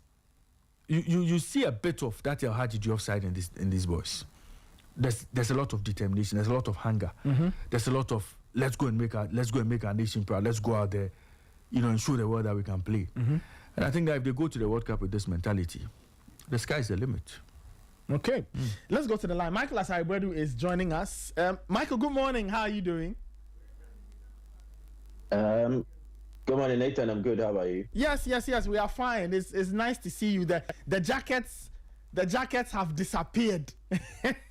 So finally, the jackets have disappeared. Wow. You were at the stadium. How was it like in there? I mean, we watched the game. We saw all the drama. How was it like at the venue as everything was playing out? Opening ceremony, kickoff, the drama, the tension, everything that happened from start to finish. I think events leading to kickoff clearly pointed towards one thing, that it was a big day in the sense that it's been a very long time Morocco had something like this, and we would have to go as far back as 1988. So for a lot of the younger generation among the Moroccan population, they have never seen their country host a competition before. And the fact that they got to the final made it all big, all huge. And they decided to ensure that they lived every moment of it. So right from like 6 hours to the start of the game, you could see that fans have started to trickle in at the venue. You could see them at the outskirts of the stadium. One thing that you can never take away from the Moroccans in terms of organizing this competition has to do with security. And the security detailing was top-notch yesterday. The barricades, the police. And one thing I love about them is that they take time to assist you. They don't just command you. And it is quite different from what we see in Sub-Saharan Africa. It is not just a Ghana thing. Mostly with these French countries and their security officers, they command. They don't guide. They don't direct. But over here, they direct you. They offer assistance. They will tell you, you are not allowed access here. Maybe you would have to use here. And some can even volunteer to lead you on, especially when they know that you are a foreigner and that you don't really know your way around. Okay. So I think the security was top-notch. You have to give it to Morocco. Throughout the tournament and yesterday, they demonstrated that. And they are proactive too. They read situations and then they act before it happens. That aside, the fans coming in 1 and 2, it was a wet day in Rabat. As you expect, it's been like that throughout most of the tournament. But the rains came early. It did not stop anybody from going out. Women, men, children, even, excuse me to say, those who are physically challenged, they came out, all in a bid to come and support their country. And those who are also looking for tickets at the last minute also have to do their own thing. And I must stress, it was an occasion that really meant almost everybody had to fight for what they had to fight for. And at the media center where the journalists were supposed to go for their media tickets, there was like the crowd there that had come for their SADs. It was mind-blowing. And that was even before the allocated time of 3 hours before the game should come. I dare say 4 hours before the game, journalists had queued and they were going for their SAD. So it was a case of first come, first serve. They had approved a lot of journalists. So it meant that if you went there early, then you could benefit from choosing between what you want. Maybe I want the mid zone, I want the press conference. But if you go there late, then you are only restricted to just the media tribune. If you are lucky, you get a press conference. So that was how it was before the game started. Myself, Nanekia, we spoke to a lot of the Moroccan fans. And I let me add this, Moroccans are wonderful people. They are so lovely people. Maybe they are the North African version of what I have seen in Ghanaians. Because they always want to relate with you, they want to communicate with you. And a lot of the people we spoke to, they were very optimistic about their team's chances, but they also had that respect for Senegal. They said Senegal is a tough team, it will be a tough game, but they are expecting their country to win, which you expect to come from them too. Now, the opening ceremony, the whole poetic idea behind it with Idris Elba, his baritone voice, so smooth, so silky, it made it very welcoming. The display they made portraying a certain aspect of Moroccan culture, very rich.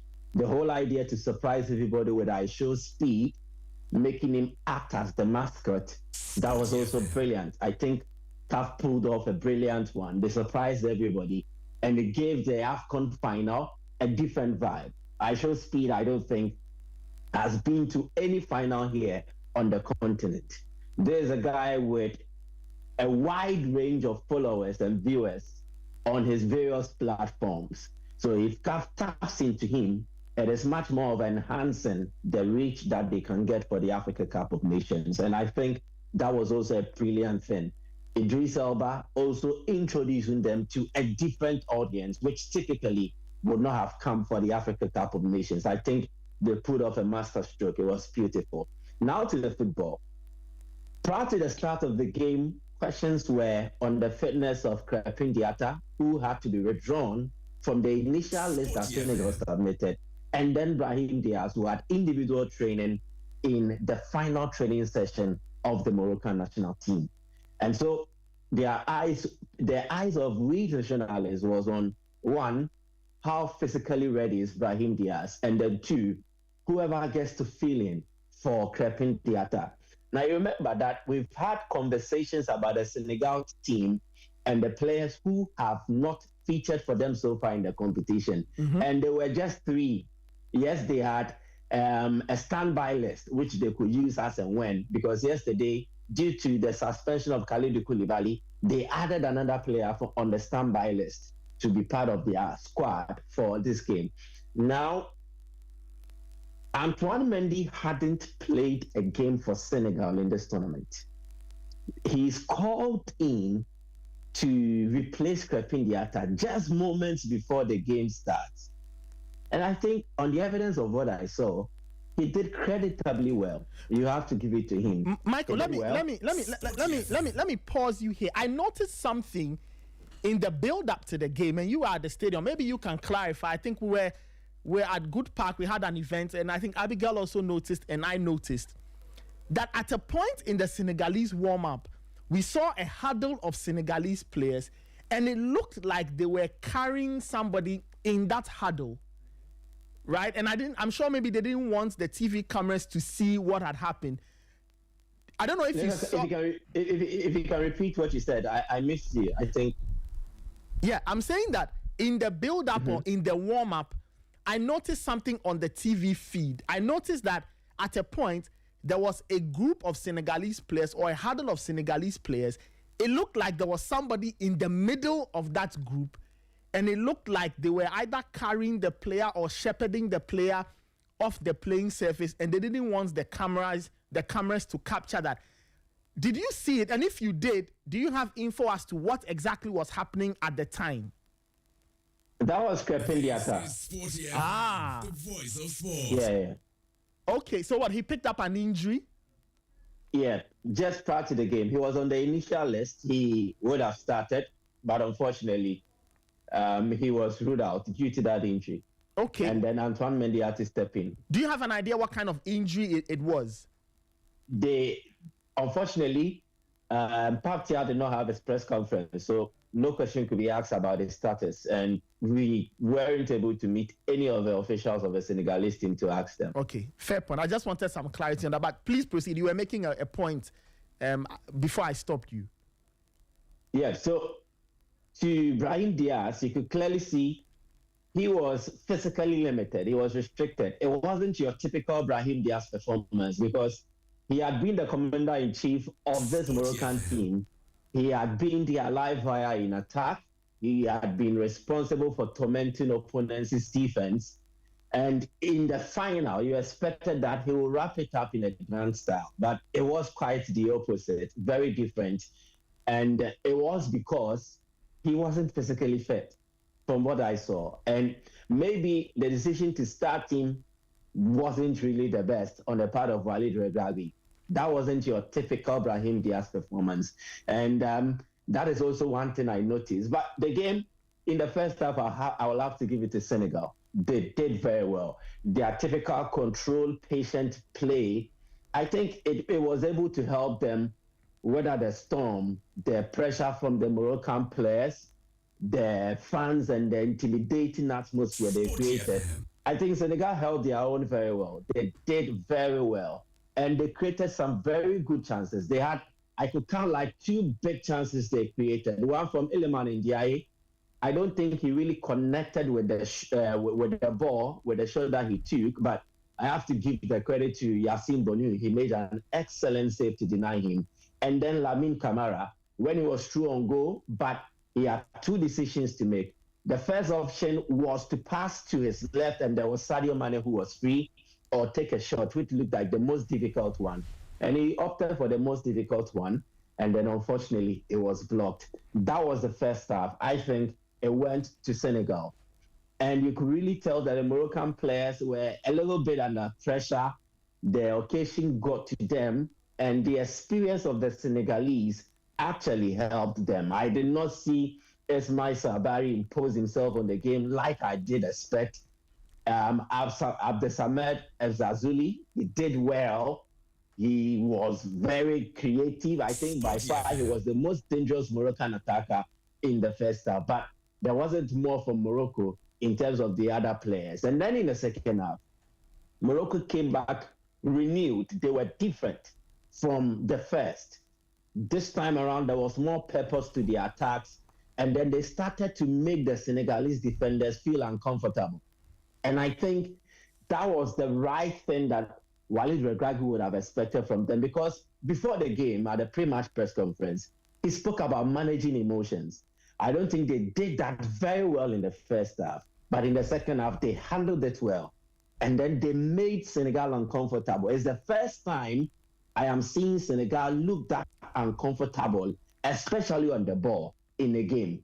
Maybe in the first 20, 30 minutes of their game against DR Congo. But in this one, it was consistent. Morocco really took the game to them, and they created some very good chances. Ayoub El Kabi was on the wrong end of finishing. The first chance he missed, the second chance he missed, all of them were poor decisions. And I think Morocco did more than enough to take the lead in the first 30 minutes of the second half. Then they failed to. Then Senegal had that corner kick. They took it. I believe it was a clean goal. Unfortunately, yesterday I was having a conversation with Gary, and I thought that the referee did not whistle. But after watching replays, it looks like the referee whistled even before Senegal scored. Okay. And so what it means is that there was no option of the referee being called to review, because the moment he whistles, a decision has been taken. He's given a free kick. And I'm happy you are mentioning this. So for our listeners, for purposes of education, just know that once the referee blows his whistle, the chances of a review are low, right? The chances of a review are low. Now, if the game proceeds and something is spotted by the people at the field, that's when the referee's attention will be drawn, and then he goes on to make a decision after reviewing it. Michael, that's correct, okay. I'm assuming. Very correct. And to add to what you said, the moment he blows his whistle, any other events that will follow right after the whistle is sounded is not seen as being part of the play. You get it? Yeah. So the moment the Moroccan player fell, Ashraf Hakimi fell, and the referee blew his whistle, all the other incidents that played out before restart, because when the referee blows the whistle, the play is stopped, and you have to restart play with the action that the referee signaled for. So if it's a free kick, you have to restart play with a free kick. So the moment the referee blew the whistle, any other incident that followed was not part of play. So the subsequent action of the player heading the ball, and then it came off the crossbar, and then a Senegalese player connecting into the net, they were not part of play. And that is mostly why there was no review, because I have already sounded the whistle. It's a free kick. So if you kick the ball into the net or whatever, it is not part. And that really infuriated the Senegal players, but not just them. I could see Pape Thiaw getting incensed at the touchline. And I don't know, but I think whatever thing Pape Thiaw did was a trigger for the Senegalese fans. And yesterday was very disgraceful on their part, very shameful. We will speak to that. Then subsequently, like some few moments later, Morocco have an incident in the Senegalese box. I actually saw that there was contact, and it was a clean penalty. Then mayhem was unleashed. The Senegalese players protested, and they actually backed every voice out of them out, because the stadium was so noisy. So they needed to shout. Pape Thiaw was on the touchline having a go at the fourth officials. And then the Senegalese fans, reading by developments on the pitch and then at the side, decided to also take matters into their own hands. They wanted to step onto the field and then head straight to where the referee was. Now, the volunteers did very well, and then they tried to prevent them. But the volunteers are not armed. And so they were overpowered by the Senegalese fans. Then what they did was they kicked at the volunteers. They were throwing projectiles at them, and it was an eyesore. It was very poor and very bad for African football. I don't know if the cameras captured it and then they projected it on the screen that was fed to the world feed. I don't know if that happened. If it did, it wasn't really the best. But almost everybody at the stadium captured that on their phones. They recorded it, they filmed it, and it wasn't a pleasant sight, because it had been a great tournament, it had been a great closing game, and that single act from the Senegalese fans needs to be condemned. I expect CAF to actually just slam their hammer on them. There needs to be punitive action taken against the Senegalese fans. At a point in time, they injured a volunteer. They kicked at several volunteers, but there was one particular volunteer who was injured and had to be rushed so that first aid could be applied to see if they can deal with the situation that the particular person was in. And then they destroyed one of the pitch panels. What Morocco did was that there are two pitch panels, LED. So there is one that is closer to the stand that is close to where the pitch is. And then there is another that is closer to the goal area. They destroyed the one closer to where they were. They literally stamped on it. They were jumping just to destroy it. They broke some of the seats. It was totally bad, totally poor on the part of the Senegalese fans. And I don't think if they are to watch videos of what they did, they will not be proud of it. It was so terrible, very terrible. Then the back and forth, the whole halabala. Then the Paptia called on the players to leave the pitch, and then some left. Sadio Mane and whatever thing that he did. Now Gary gave me the clarification as to everything. I don't know if Gary is on. I think he will put a better context to what actually transpired before Sadio Mane called his teammates to return to the pitch. So, per the narrative, Mane engaged Claude Leroy in a conversation when all these things were happening. And he asked Claude Leroy, what would he do in such a situation? And Claude Leroy said, according to Mane, Claude Leroy told him he would ask his players to come and play because it's a game of football and anything can happen. It could be that they will score the penalty, they will lose, or the penalty will be missed, they will win, and then Senegal will be crowned champions. But if they don't play, they miss out on all these, and they also get a bad name attached to them. So it kind of convinced Mane to then call back his teammates so that they come and play. And they returned to play as we all saw, and we know definitely what happened. But I think everything that happened, the delay, the back and forth, and then the tension around the protestations from the Senegalese team played to Senegal's advantage, because the more the minutes wore on, the more pressure it put on the Moroccans. Mm-hmm. This was a grand occasion. And these are Moroccan players who have basically no experience in terms of playing the AFCON final. This is a Senegal team that was playing in their third AFCON final in 6 years, 2019, 2021, and now 2025. And they had experienced players in there who played in such games, and they know how to handle such pressure. Against Algeria, it was tensed. They lost that game by 1-0. There was controversy around it. Against Egypt, another tense game, and they had to win via penalty shootout. Against Morocco did not have that experience. And Walid Regragui's statement always comes to mind when I try to analyze everything all over again. He said they need to manage their emotions. I don't think Morocco managed it. It got to them. At a point in time, some of their players were engaged in a fracas with some of the Senegalese players. Their minds completely went off from the exact task they had to execute to ensure they win. Okay.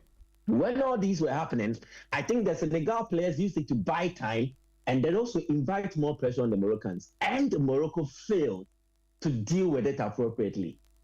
If I was Walid Regragui, when all these things were happening, I would have called my players to one side and not focus on it.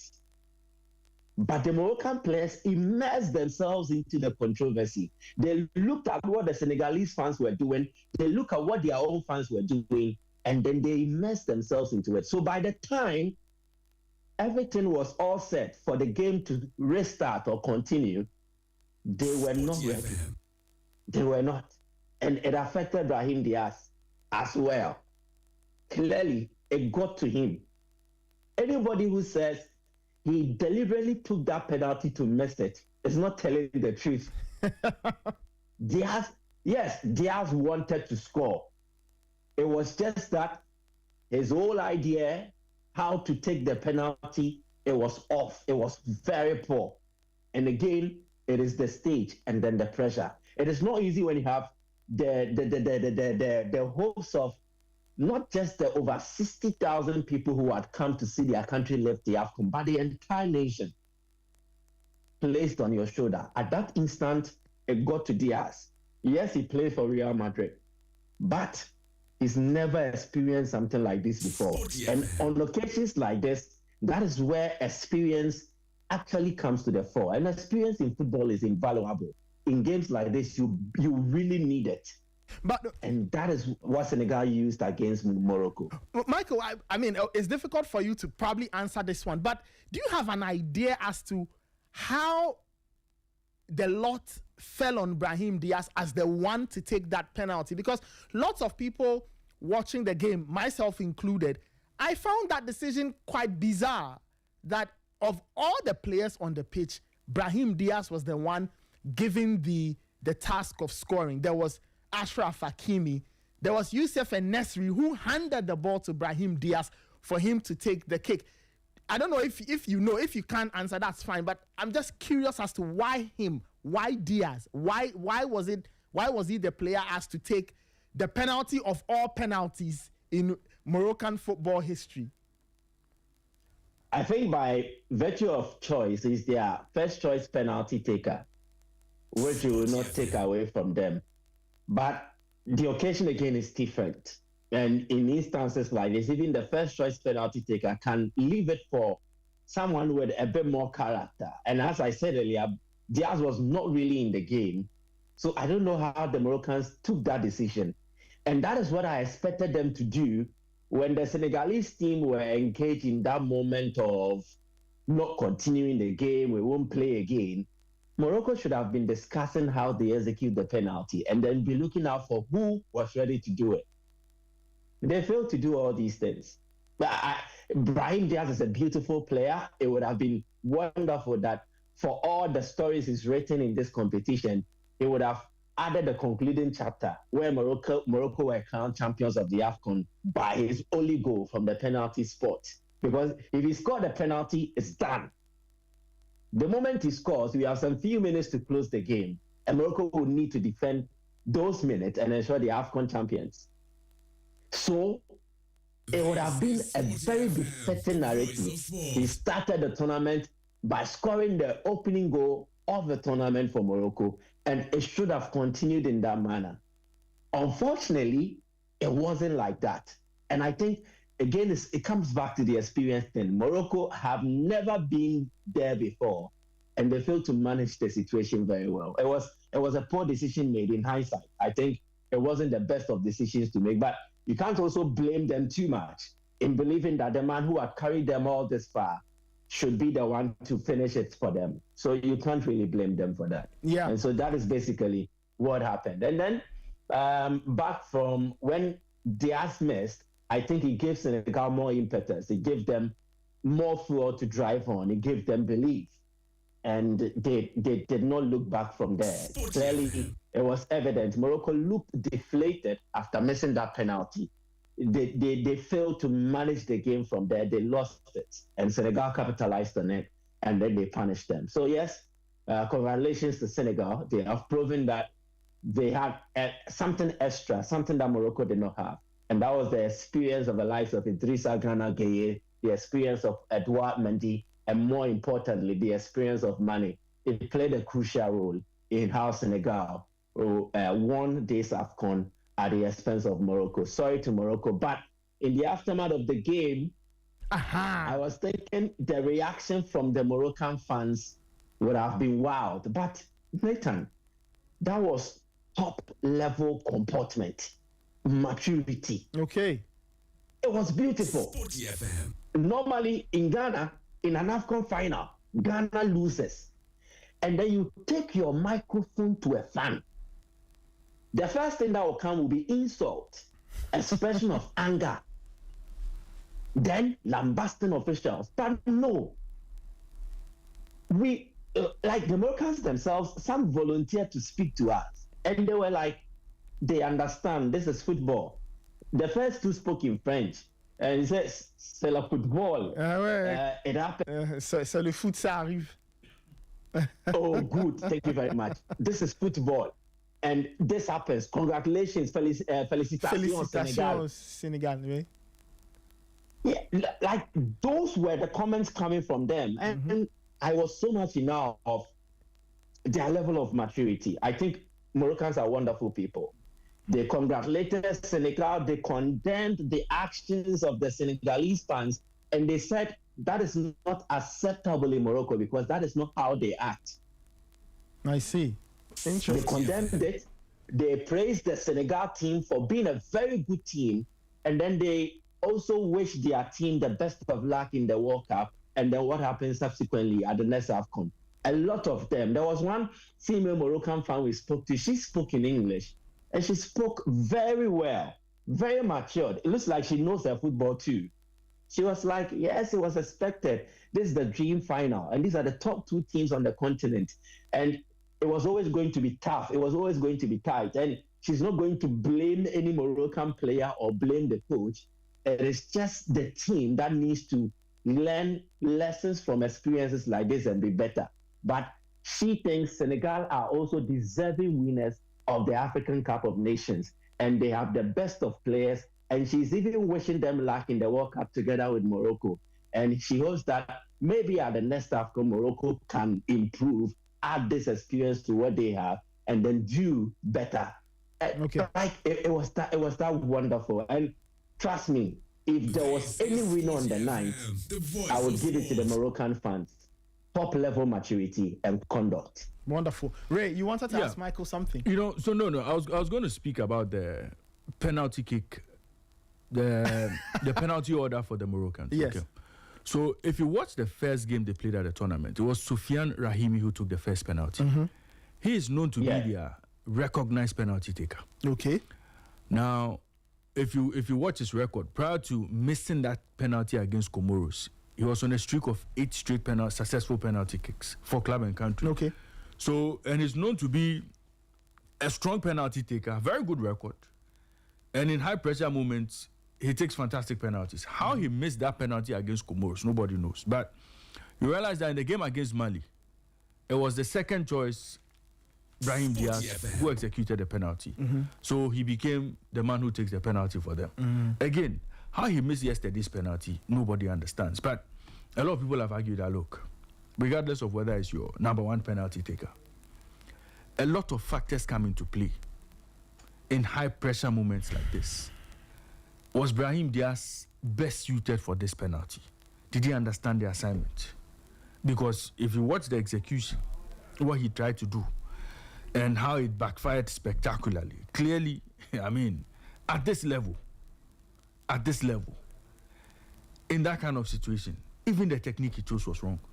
It was a high-risk technique for a high-pressure moment like this. And I'm not surprised he found himself in that kind of situation, a bit of inexperience. And like Michael said, maybe when all the drama was going on, we won't play. Maybe Regragui should have called his players in and figured out how best he could manage the situation. Yeah. Even if that included bringing Rahimi back into the game, effecting a substitution to get him to play, maybe that could have been an option. Because, look, Nathan,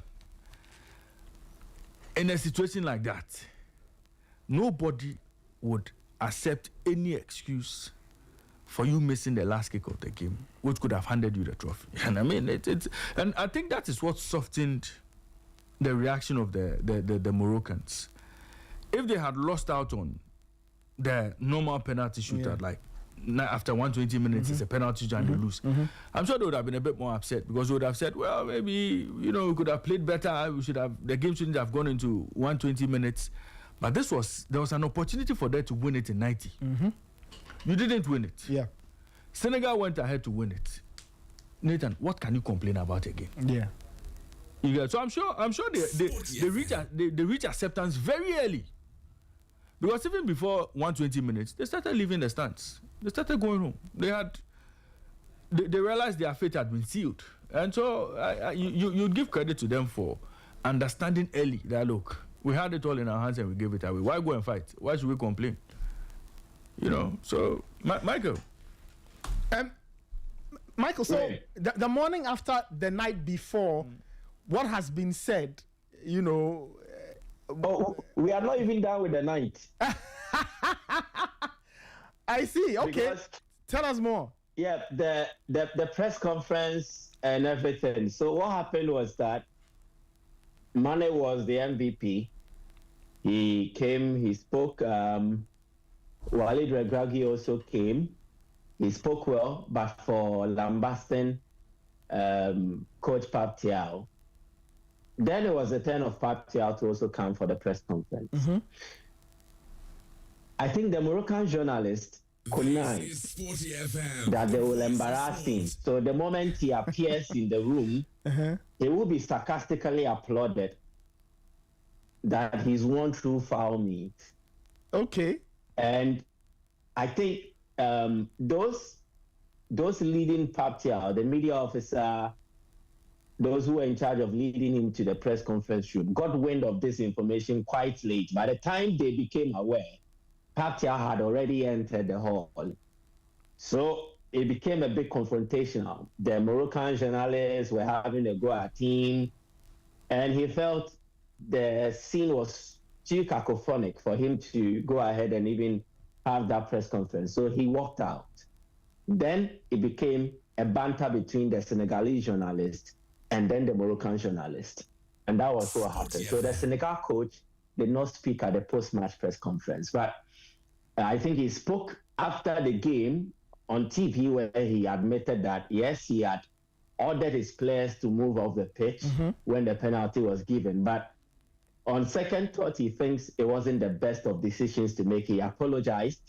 And he said when he realized that it was wrong, he asked the players to return, just as Mane had also requested. And so he thinks it's a bad thing to do. He acted based on the emotions then. If he flared up and his emotions got the best of him, and that is how he acted in that manner. But he apologized to everyone. But he did not get the opportunity to say those words during the post-match press conference because there was nothing like that, because the Moroccan journalists had planned to have a go at him. I think they would have planned this right from the pre-match when he decided to vent, speak to his displeasure regarding how things had been organized regarding Senegal's arrival in Rabat, their hotel, their training, and everything around it. They didn't really find it pleasant, and he voiced these out.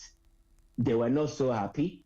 I remember during the pre-match press conference, there was actually a Moroccan journalist who tried to make a case that if Senegal has issues, the tournament organizer is CAF. They should direct it at CAF and not Morocco. And it was shut down at a pre-match press conference. So these incidents that preceded the happenings on the pitch, actually, they gave a hint of how things will be like. In the event, this team wins and the other does not win. And I think Pacquiao did not really catch that. If he did, he would not even have showed up for the press conference. But that is what happened. It is what it is. It wasn't really that pleasant. It wasn't that good. But I think he would also be likely sanctioned by CAF. Okay. Some of the Senegal team in general will be sanctioned by CAF, and then they will receive a heavy fine. They are getting like $10 million for prize money, right? Yeah, the AFCON's prize money is quite large. Okay, so I think they will deduct like 20%, 30% of it. Well, quite interesting. What did Regragui say post-game in the press conference? Did he share any thoughts? Did he speak about his future? Where is he going? Is he staying? Is he leaving? Let's wrap it up with those pointers. I think there were no comments about his future. Maybe nobody asked such a question because of how the game ended. Maybe it hasn't really got into the ears of the Moroccan journalists. Gary. Hello, Michael, can you hear us? Okay, so Gary is saying a question was asked regarding his future. Okay. I would have to get that one for you because I was basically outside. Okay. That's quite interesting. Michael, let me ask you this.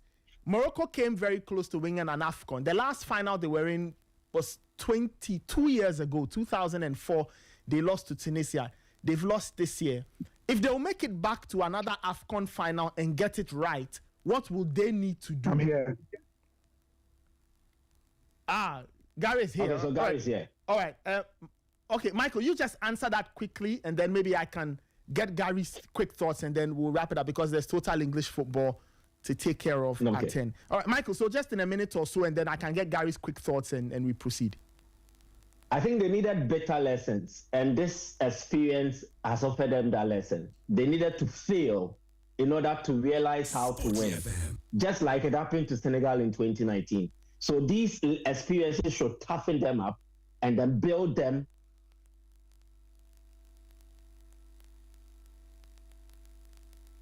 Okay, it looks like we have a connection issue with Michael. Gary, can you hear us? whilst we try and fix Michael's line. Okay, looks like both of them have a challenge. All right, we'll see if we can bring back the guys for their final thoughts. 9:52, we'll be wrapping up in a few minutes because there's Total English Football with Yvonne Woyomi and her team going over the interesting points of Premier League football from over the weekend. I'm sure they'll touch on the Manchester derby. Regragui and his future. So the question was asked. Okay. When he was going to tender in his resignation, and he said that was not a question. That was his response. Said that was not a question. Okay, that was not a question. Yeah, so he's clear in his mind. That and like I said, look, Nathan, the Moroccans will do themselves no good if at this point they sack Regragui. Okay, let me take Gary's thoughts in a minute on where he thinks Morocco should go from here. Gary, thank you for joining us. Just in a minute or a minute and a half, where do Morocco go from here? Stick with Regragui or now go the other way with Tariq Sektui, or where do you think they should go? The journalists are already asking him whether he's going to give his resignation letter.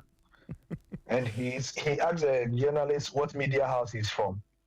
So, I mean, that should give you an indication of what's going on. I mean, from our point of view, maybe we are not ambitious enough as Ghanaians, but we would say that there should be continuity, right? Because he knows what he's doing. And there's a sense, Nathan, that he has come to his wit's end, his elastic limit with this team, and that they are tired of hearing his voice. I think that's what it has come down to. Okay. Maybe maybe they just need a fresh voice in the dressing room, like the Ali Cissé situation. You get what I mean? It's not that Ali Cissé cannot coach the Senegal team. No, maybe they just needed a fresh breeze, fresh air, fresh wind around the dressing room, because it feels like he's not getting through to the players like he used to. Okay, interesting. Guys, we'll have to take up this conversation again tomorrow. We'll look at the wider AFCON, media marketing, all the side issues or off the pitch matters that made this competition what it is. So, guys, unfortunately, we have to wrap it up because there's Total English Football. Guys, let me thank you. Gary, Michael, thank you so much. Tomorrow, we'll bring you guys back and then we do a deeper dive into the AFCON itself, all the things you experienced and all the other side issues that made the competition quite fun. 9:54. We are wrapping it up. FM, the voice of sport. Thank you. This is Sporty 106.1 FM. Senegal have won their second AFCON. Charlie Ray, play. Senegal have two. Senegal get two. Yeah, they are good. Hey! Ghana, I hope we are learning. You. All right, we'll wrap it up this morning on the Sporty Breakfast. Many thanks to the returning Raymond Yamador. He says he's about 60% match fit. Very soon he'll be 100%, and then we'll throw him into the games. Many shouts to my production team, Abigail Imota, Nanekia, and Angela. Shout outs to Emmanuel Ayamga. Shout outs to Fly. Fly was with the team yesterday. We were at Good Park watching the AFCON final. And shout outs to my DJ Fidelis for giving us some great, wonderful music this morning. I really enjoyed the inspirational rap music. It was wonderful. It was great. My name is Nathan Kwa. Many thanks for listening to the Sporty Breakfast. We will catch you tomorrow. But between now and then, keep your dials locked on Sporty FM. We've got the news at midday, Sporty Plug at 12:30, Sporty Drive at 4. Coming up next is Total English Football with Yvonne Woyomi and her gang. Looking back on the AFCON final. Not the AFCON final. Looking back on the Premier League weekend. I think Emmanuel Andam is sitting in for Yvonne, right? Emmanuel Andam is sitting in for Yvonne, yes. Because they were in Morocco enjoying themselves. Keep your eyes locked on Sporty 106.1 FM. Before we leave, Sporty FM has teamed up with the African giant himself, Burna Boy. He's dropped a new anthem called Everybody, or For Everybody. It's the sound of Africa's can-do spirit, our warmth, our energy, and our powerful message for 2026 and beyond. Now it's your turn. Head to YouTube and stream For Everybody by Burna Boy. Create your own dance moves, share your vibe with the world, post your video online, tag at Burna Boy or tag at Sporty FM and at Sporty TV. Use the hashtag Sporty for Everybody. Sporty for Everybody. One song, one Africa, one vibe for everybody. Stream it, move to it, and share it. All right, we're out. We'll catch you later. Do enjoy the rest of your day. Keep your dials locked on Sporty FM and have a blessed week. You're locked onto Sporty 106.1 FM in Accra, 91.3 FM in Kumasi, and 102.5 FM in Takrady. Sporty, the voice of sport.